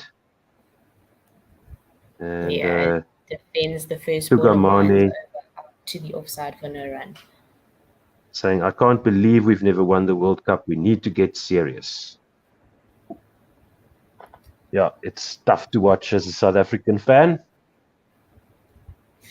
Yeah, Kagiso Rabada just working this one off his pads. He goes onto the front foot, but the ball just turning with the turn. He goes out to the leg side, gets a single, so Temba Bavuma is on strike. Good work here by Kagiso Rabada. Rotating nicely. No, let's wait for the next delivery. Line to Temba Bavuma. Bavuma goes big. It's airborne. There's a man underneath it, and finding the safe hands of the Australian fielder at mid-wicket. That's the end of Temba Bavuma, and that looked like he gave his wicket away a little bit there. 65 of 143. He was looking so good, but unfortunately for him, just made a bad decision to go up and over there, and finding the safe hands of the Australian fielding side. Yeah, if he were playing golf, I would be telling him to keep his head still, because that was just falling back in his action as he was swinging the bat, and that twisted the bat, got the outside half, got the ball into the air and caught. So Themba Bavuma was caught by the substitute, bowled by Nathan Lyon. Not sure who's off the field. 65 of 144, good innings, but useless at the end because he threw his wicket away. You're quite right, Jenna, in saying that. Yeah, he went and after then the ball, tried to go leg side, and it was so far outside the off stump, also turning away from him. So it didn't make sense to go on that slog sweep kind of shot. Strange. So Hunain Dahar saying overworked in what? Or two, we don't play much cricket. Yes, but he does. He plays all three formats. He plays all the IPL, all the T20 leagues he can. And I think as we watch this next delivery. Yeah, Anrich Nokia at the crease. 3 balls left in the over as Lyon is in to Nokia. He's got 4 people around the stumps. And yeah, he just defends this out to the leg side. No run from it. Really attacking field here. 5th ball of the over. Line to Nokia. Front foot lunge, defends this into the ground of the offside. 1 ball left in the over. He's still on strike. Anrich Nokia and Kagiso Rabada, 2 quick seam bowlers in for the South Africans. Nathan Lyon getting a lot of turn.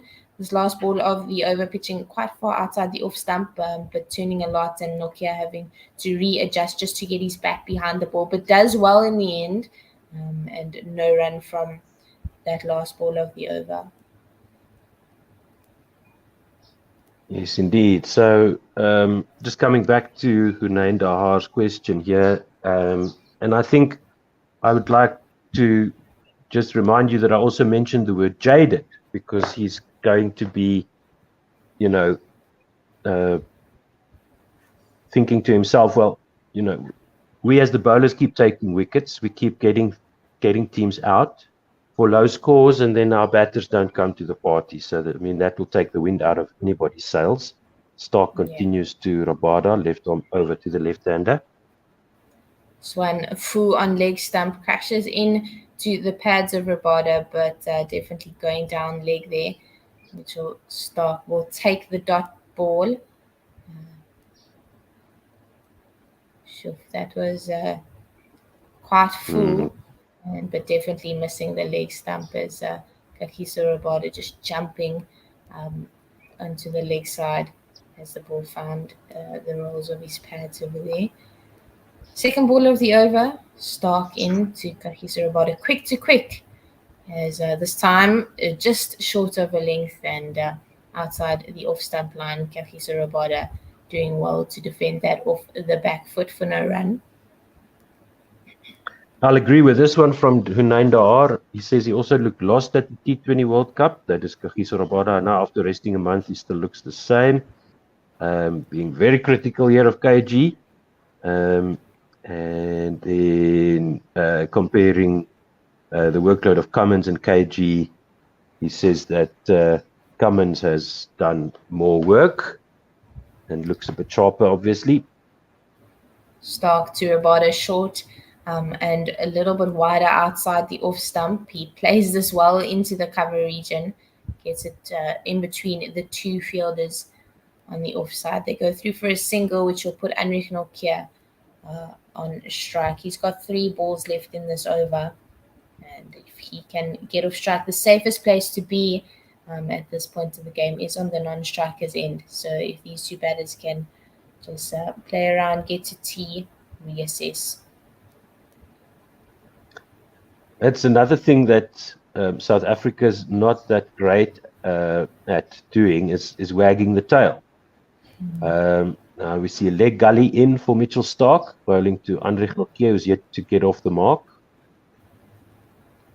Staying left arm over the wicket to the right-handed Anrich Nokia. or he goes on the bouncer, but down the leg side.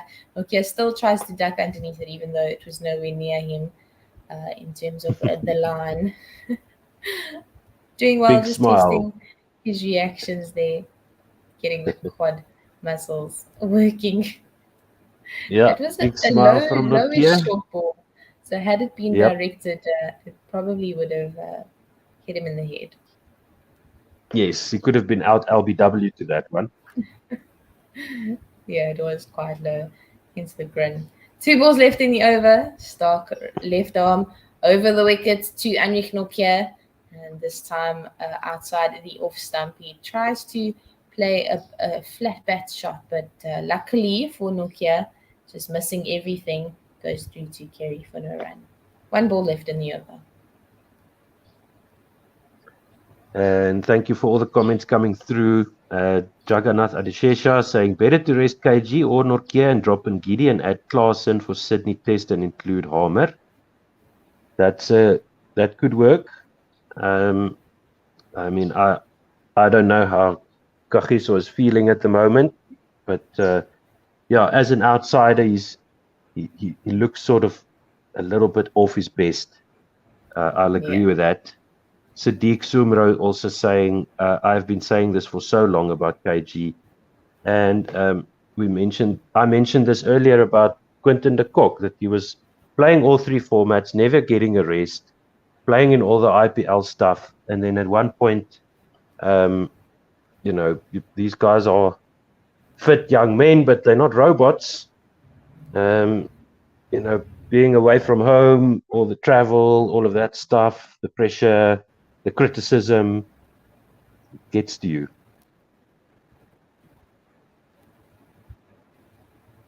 Yeah, all that stuff is really added on, and it's heavy to carry around. Yeah, we take this game so seriously, and we fail more than we succeed in cricket, and that takes quite a lot of a mental toll. As Rabada dots down the first one, the second one he goes for a big swing, but Pat Cummins underneath it at mid-on. A good catch in the end as he had to pedal backwards. But that's the end of Kagiso Rabada. The South African bat is just making bad decisions here as Rabada tried to go over, but unsuccessful there. That's the end of him. He got 3 of 12.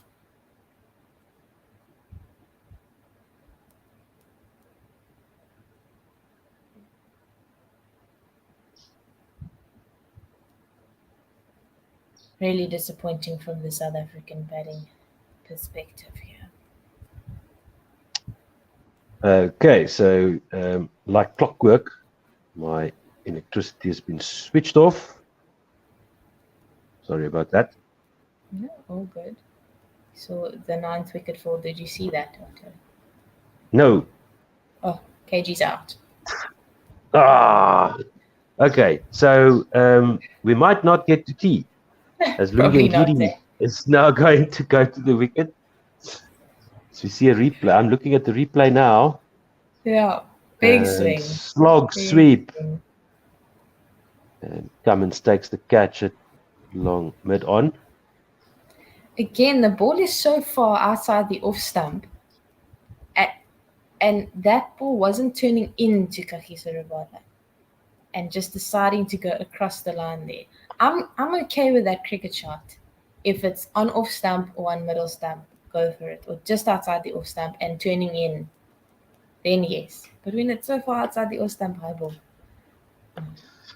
And then Jagannath Adishesha, as we see Lungi Ngidi taking strike against Lion, asking for Algar and Bavuma to get out of the way in the respective formats as captain. Yeah, I'm not sure about Bavuma. Algar, maybe. But then you're going to have to give the test captaincy to Bavuma, I guess. Who knows, really? As Nathan Lyon is into the new bat at the crease, he crashes into the pads, and it's caught by the fielder at short leg, but no bat on that. They do a little appeal, but I think it's with high hopes. And the next ball defended off the front foot to the offside by Lungi Ngidi, confidently getting the bat down to that one, but no run taken. Fifth ball of the over, once again, forward defense out, this time going to the field at a backward point region. No run from it. One ball left in the over. Lungi Ngidi, the man at the crease. Australia needs 1 wicket to win. This is devastating as a South African supporter. 9 into Ngidi, this time on off stump, turning into middle stump, and Ngidi defends that straight down. That's the end of the 64th over, 177 for 9. Kyle Mahadeo admiring the efficiency of the municipality here in Tshwane, switching us off at exactly 6 o'clock. And Kyle, load shedding is a made-up word. The correct technical term is rolling blackouts. Jagannath Adeshesha says, worst again, can't make even 180, then better to play against Zimbabwe or Ireland. I think that's actually a good idea. If we can't get games against the big teams, let's go and tour wherever we can find somebody to play against us. Let's get people playing against us at home instead of wishing and pining for the big teams to come and play against us, or for us to go there. Stark into Anrich Nokia, this time left arm around the wicket to the right-handed batter, and he goes on the short ball again. Anrich Nokia ducking underneath that one. And Sadiq Sumro saying, talking about taking wickets early, have a look at all recent games on non-bowler friendly pitches. In last 2 years, all games, normal pitch, first test versus New Zealand, all games in Pakistan. So, yeah, he's talking about the performance of the bowling attack when they're not playing on bowler-friendly pitches, maybe continuing the conversation about Kagiso. Yeah, as Anrich Nokia plays this good length delivery out to a mid-on region. They come through for a quick single. He'll be glad to be off strike as Mitchell Stark is not going easy on Anrich Nokia. Tugamane saying, losing a test match by an innings is very troubling. Yes, it's super embarrassing. We avoided an innings defeat in the first test, and now we're staring down the barrel again. Just the 1 wicket now for Australia needed. Top score in the test match is 65 for South Africa, where we saw a double century by David Warner, century by Alex Carey on the other side, and then Sadiq Sumro also just reiterating the point. Bowlers have taken wickets only on bowler-friendly wickets. They failed in all games on normal batting pitches where average score was 300. Take out all games of last 2 years. And if any bowler I feel bad for is Anrich Nokia, he says as well. Thank you so much for all the comments. We do appreciate that. And Ngidi has asked for a arm guard. I think he's now realized that he's going to have to bat for a while. A long while. A day and a bit. Yeah. Mitchell Stark has been quite aggressive to Anrich Nokia, so Ngidi standing on the other end for a couple of balls is like, nah, my elbow's worthless. Right, left arm around the wicket, and it's a short ball. Ngidi having to duck underneath that. Good reflexes there. Just stretching out the quad muscles as that ball goes through to Alex Carey for no run. Survival. There's a few minutes left to the tea break, about 6 or 7 maybe. But yeah, it's really sad to remember the tours of Australia in the past, where we've at least put up a decent fight. A 2-day and now a 4-day test match is also going to raise some questions when we try and book test series against these teams in the future. Yeah. Especially these Boxing Day and New Year's tests. Yeah.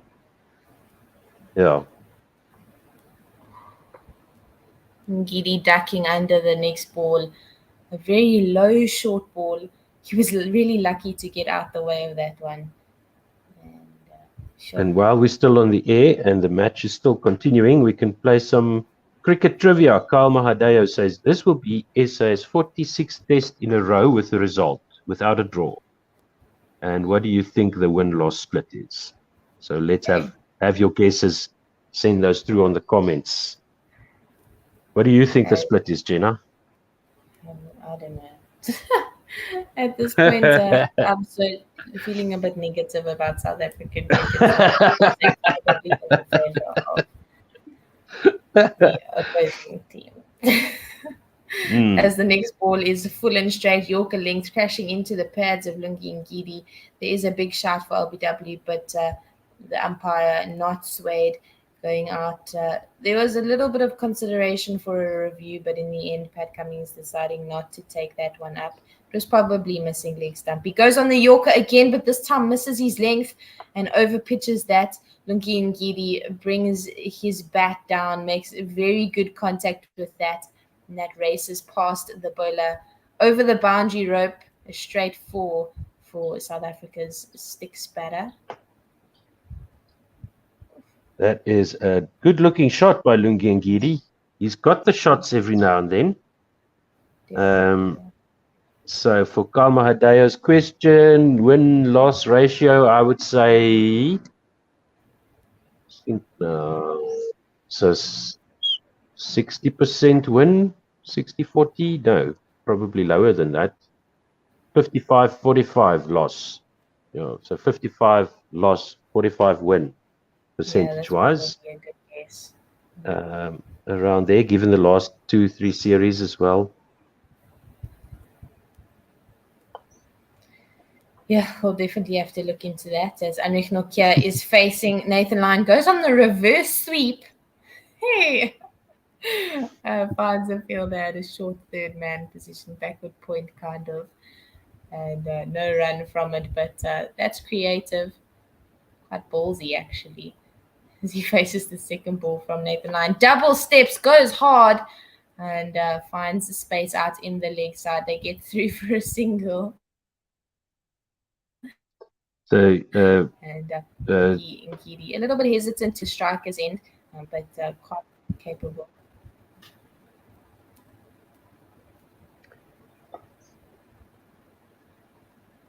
Nathan Lyon, third ball of the over, this time to Lungi Ngidi. It's a full outside the off stump, and he tries to go over, finds space again. Both these batters trying to go over the last two balls of the over, and the last past two balls.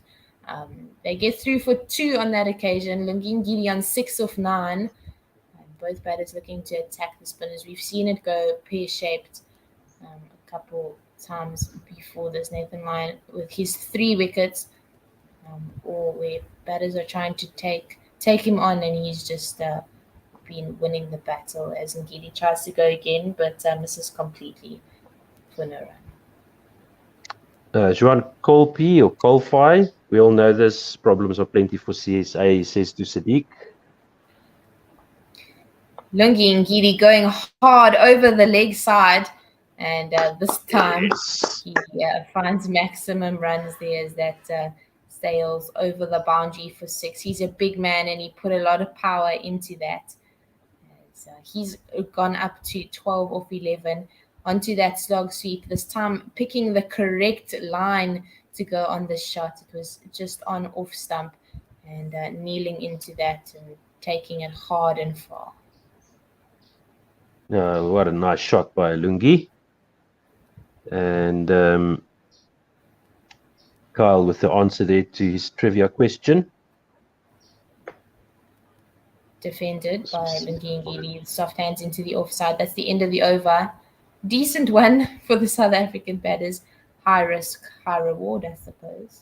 191 for 9. So thanks so much for that, Kyle. The split is exactly 50-50, 23 wins, 23 losses. So that will go to 47 test matches with 23 wins and 24 losses now. And 47 results in a row for South Africa. That's very interesting. And that pretty much sums it up, where we've been home track bullies a little bit and seem starting to struggle to win overseas. That's always a problem in cricket. You don't really have a good team until you can notch up the wins in foreign conditions. Yeah, definitely agree with that. Mitchell Starc to Anrich Nokia, left arm around the wicket, good length outside the off stump, gets bad on it and beats the fielder at a short cover, short mid-off region, and they get through for a single. Lungile Ngidi was not looking comfortable against the seam in the previous Mitchell Starc over. Really a little bit all over the place. So finding himself on the strikers end for this will be a definite challenge for him. Yeah, it's a chance for the bowlers to break out their batting kit. As Kyle says, no, he counted this game as the 46th one and assumed we would lose. Oh. Nice one, Kyle. Lungile Ngidi facing Mitchell Starc. It's a bouncer. No shock from that one. And he just ducks underneath that. First reach, Alex Carey, no run from it. 192 for 9. A very well directed bouncer. Lungile Ngidi really having to stoop low underneath that one. That's a safe assumption, Kyle. I think the bookmakers stopped taking bets for, well, I haven't checked. I'm assuming also that the bookmakers have stopped taking bets for an Australia win, at about tea time yesterday. Starc to Lungile Ngidi. This time, not necessarily a bouncer, just short of a length outside the off stump. Lungile looking incredibly uncomfortable. Lets that one go through to the keeper. Farsiq Aslan saying this bowling attack needs a bowler who can bowl line and length for long periods of time. So who's that going to be? Somebody like a Vian Mulder. Lungile Ngidi does that sometimes. He can be, he's a bit wayward sometimes. I hear what you're saying. Farsiq, thank you for that comment. Oh, good length on the leg stump, and Lungile Ngidi takes that across to the leg side. They come through for a single. Ngidi happy to be off strike. 2 balls left in the over. Anrich Nokia is on 3 of 11, and he needs to face 2 balls from Mitchell Starc to get through this over. Johan Colby also pointing out, or Colby, not sure, not only home track bullies, but also fast bowling friendly team. Bowling pitches narrows the gap between the two teams as batting becomes a lottery. Yes, and there's a few people that have pointed out that when batting conditions are good, our bowlers don't look so flash. Definitely. Nokia just falling to the floor to get underneath that one. And so in the meantime, tea has been delayed because South Africa are 9 wickets down, looking to finish this quite quickly. Mitchell Starc is bowling brilliantly. He's really attacking the 2 fast bowlers from South Africa. Short pitch deliveries, but the ball not getting high up. So really, these 2 tall South African men really having to get down to duck underneath them. As Nokia only needs to face 1 ball left in this over. Mitchell Starc left arm around the wicket. Goes on the short ball again. This time, Anrich Nokia gets some form of bat or glove or body on that. And that just goes over the head of everyone behind the wicket. And it goes for 4. So good there for Anrich Nokia. We'll have to take a look at that replay. That looked like maybe a ramp shot in the end, but it was a very defensive ramp shot. He was just trying to get the ball away from his face. Non-intentional. And and got a top edge, almost top edged the ball into his helmet, but got a top edge down to find third man. And Tugamani saying that the game between Pakistan and New Zealand is looking exciting, and both teams are neck and neck. And it's really nice to see cricket back in Pakistan. And I was thinking about this yesterday that Australia should just do the right thing, do what Pakistan did, and play their home games in another country so that it's in a better time zone for the rest of us That in would the be cricket ideal. watching world. Yeah, then we wouldn't sleep through. Oof. Juan saying Vivian Mulder could do that job if he can improve his batting. Yeah, definitely. Nathan Lyon to Lungi Ngidi outside the off stump. Ngidi going high and hard again, this time finding space and finding the 4 runs to the mid-on region, to the long-on region. South Africa get to 200 for the first time in a long time. 201 for 9. Lungi Ngidi looking confident. A little bit flashy, but definitely confident out there. He's on 17 of 17.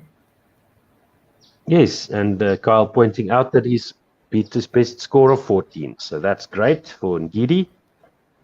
Lorenzo Bailey, this one. Goes on the sweep again and finding Mitchell Stark on the cow corner boundary. They get through for a single. Heinrich Nokia on strike now. 3 balls left in the over, 202 for 9. So Ngidi is now the 5th highest scorer in this innings. Yay! Good for him. Celebrate the small victories. Heinrich Nokia goes on the reverse sweep, but finding a fielder at backward point, Scott Boyland, just putting his body behind that one. No run from it, but interesting choice from the tall man, Heinrich Nokia. We've seen him do it twice now, and both with relative success, making good contact on the bat, but just finding the field that double steps this time. Plays this out into the leg side. Wants to take the single, but deciding not to in the end, as there was a clean pickup by the fielder at mid-wicket. 1 ball left in the over. Kyle Mahadeo pointing out we got to 200. Yay. Yeah. Small victories. Goes on the reverse sweep again. Good relative success on the 3rd occasion as well. I thought this time, 3rd time lucky, we might get a boundary. But finding Scott Boyland at backward point again for no run. That's the end of the over, 202. So Australia needs 1 wicket to win this test match. And Lorenzo Bailey saying, I guess this is the new norm. I wonder what excuses Algar will have after the match. Joan saying, Sean Pollock on commentary yesterday said the team doesn't want to play test matches on PE and Durban because it's hard work. Yes, we tend to lose matches there. And the crowds haven't been great. I know that Durban had the Boxing Day test match for quite a long time, and they took it away because nobody showed up.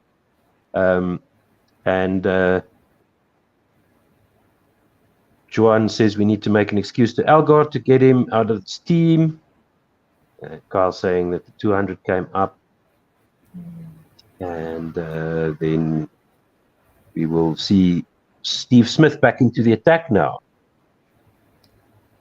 Yeah, it's full just outside the off stump, and Ngidi going hard with a really straight bat. Good cricket shot in the end, gets that out to long off. They get a single. He's on 19 of 19, and Heinrich Nokia on strike now. He's on 7 of 16 against the part-time leg spinner Steve Smith. He was getting quite a lot of turn in his previous 2 overs when he just helped get the over rate under control. He bowled with Nathan Lyon. As this ball is outside the off stump, and something happens there as was that a drop catch by David Warner at first slip? Yep. Cut shot by Nortje straight into David Warner's hands at slip and down onto the ground. Lucky for Nortje there. Goes on the reverse sweep again and finds a little bit of space, beats David Warner to his right. They come around, there's a shy at the stumps. but misses the stumps and crashes into the head of Manus Labouche, who was just backing up the keeper. Oof. Yeah, it's all happening now. Next one It's a coming bit of a through mess for out there. yeah. Fourth ball of the over to Lungi Ngidi, just full on the middle stump and defended into the offside for no run. Yeah, this is T delayed, of course. That's why we're still seeing some cricket. Pitching on leg stump and turning onto off stump, misses everything that Lungi Ngidi has to throw at that and crashes into the off stump. That's the end of the South African batting innings. Australia wins by an innings and 182 runs. That was bound to happen. Oof. Yep. Well done, Australia. They played well. They got the final wicket that they needed. Let's go through the comments here. Sean B with the confirmation there of what I mentioned. I attended the SA versus Bangladesh game at Kingsmead. There were fewer than 500 people. I wouldn't want to play there as well with so little support. Fasik disappointed that they got to 200 because that means that they can now say that they did score 200.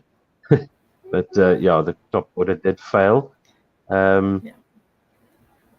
Justin Salmons needs to be relieved of his duties. There's no way he keeps his job after this series. Is that our batting consultant? I'm not sure. Yes. Steve Smith is no Graham Smith when it comes to bowling, says Kyle. And Ravi Nair, hello Ravi, says, so is this a better or worse performance by SA than the first test?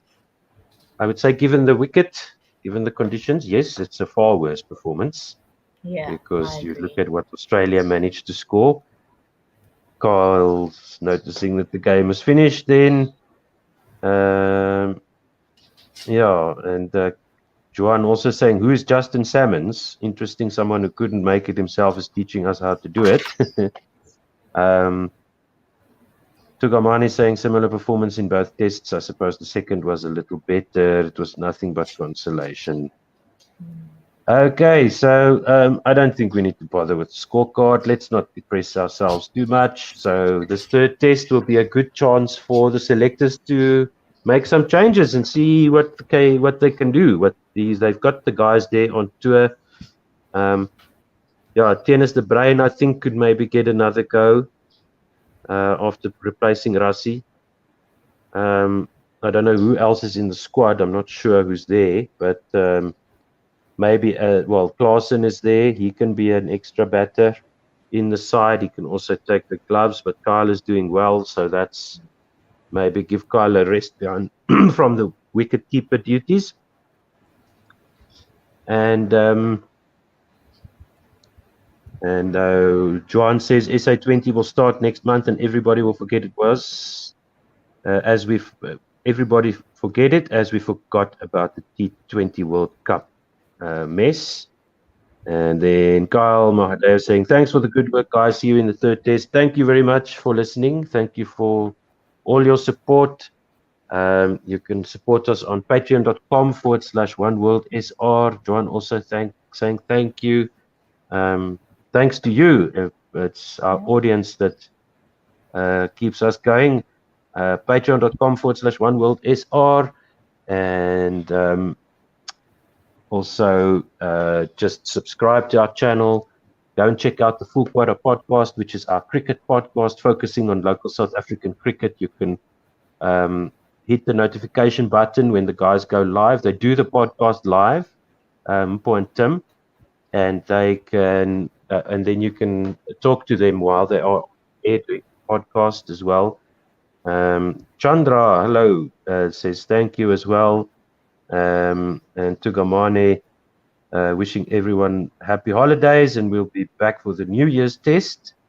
Yeah, that's really the best way to support us is to just tell your friends and your family about us. And if you are away from your computer, you can listen to the audio only feed on onewsr.com. You can also listen while you're in your car. If you connect your phone to your car radio, there's several ways of doing that. And we are a cricket radio station, a sport radio station.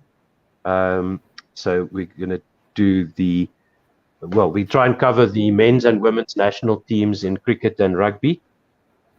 And if you want to become part of our commentary team, you can send your details through to admin@1wsr.com on email, along with a 30-second or so clip of yourself talking about sport. And then you can have an opportunity to have a good excuse to watch an entire test match, ball by ball, which is great. So thank you so much, Jenna, for your help this morning and your thoughts on this next match. Maybe we've talked enough about the failures of the batting side, I think. What would you like to see happen in the final test? Yeah, I don't know if I can talk about men's cricket anymore, but I am going to give a little bit of a shout out about women's cricket. At the moment, there is a South African under-19 tour. India is in South Africa. The South African women's under-19 team is playing against India. They're playing at a school called Stain City in Johannesburg. And there is pitch vision coverage of this little series before the under-19 World Cup. But there is no commentary on that. So I think if any viewers, listeners could go onto the Cricket South Africa YouTube feed of that pitch vision and just give a little bit of support, comment there on that channel, and just ask there for some live commentary, because that's what we need. Women's cricket in South Africa is growing rapidly. The team that is playing, the squad that's been selected for the T20 World Cup, for the Under-19 World Cup in South Africa, is a really young team filled with a lot of talent, and they need all the support they can get. And if they're not having proper coverage of that, then they're not going to do well, because they need the support of the nation and from people outside. So if that can happen, I think those girls would appreciate that a lot, and we need to see better growth of women's cricket in this country. So if that can be supported, that would make a big difference. Yes, that's a great point. And if Cricket South Africa realize that people are watching on YouTube and commenting and liking and sharing that, share that as far as wide as you can. Comment on there, ask for commentary. We have some of our commentators that also do some work for Pitch Vision, and we have done, we've helped them broadcast the One Day Cup that's finishing today. So they've got no excuse. And it's really shocking that we have an under-19 women's cricket team playing a home series, and it's not even being played at a major stadium. And I mean, there's two within driving distance of that school, Centurion Park and the Wanderers. So for sure they could have had, they could have had something to cover that. So yes, that will help a lot if you can let everybody know that likes cricket and likes to watch cricket to go ahead and give that a go. You can just put your phone down and check the score every now and then, and the numbers will definitely help to make some decisions easier for Cricket South Africa when it comes to supporting women's cricket. So let's finish with that thought and send all of you over to the Cricket South Africa YouTube channel to go and harass them for some commentary. And to watch women's cricket. Women's cricket is quality stuff. That's right. It's a different kind of game. There's different tactics. There's different the players play.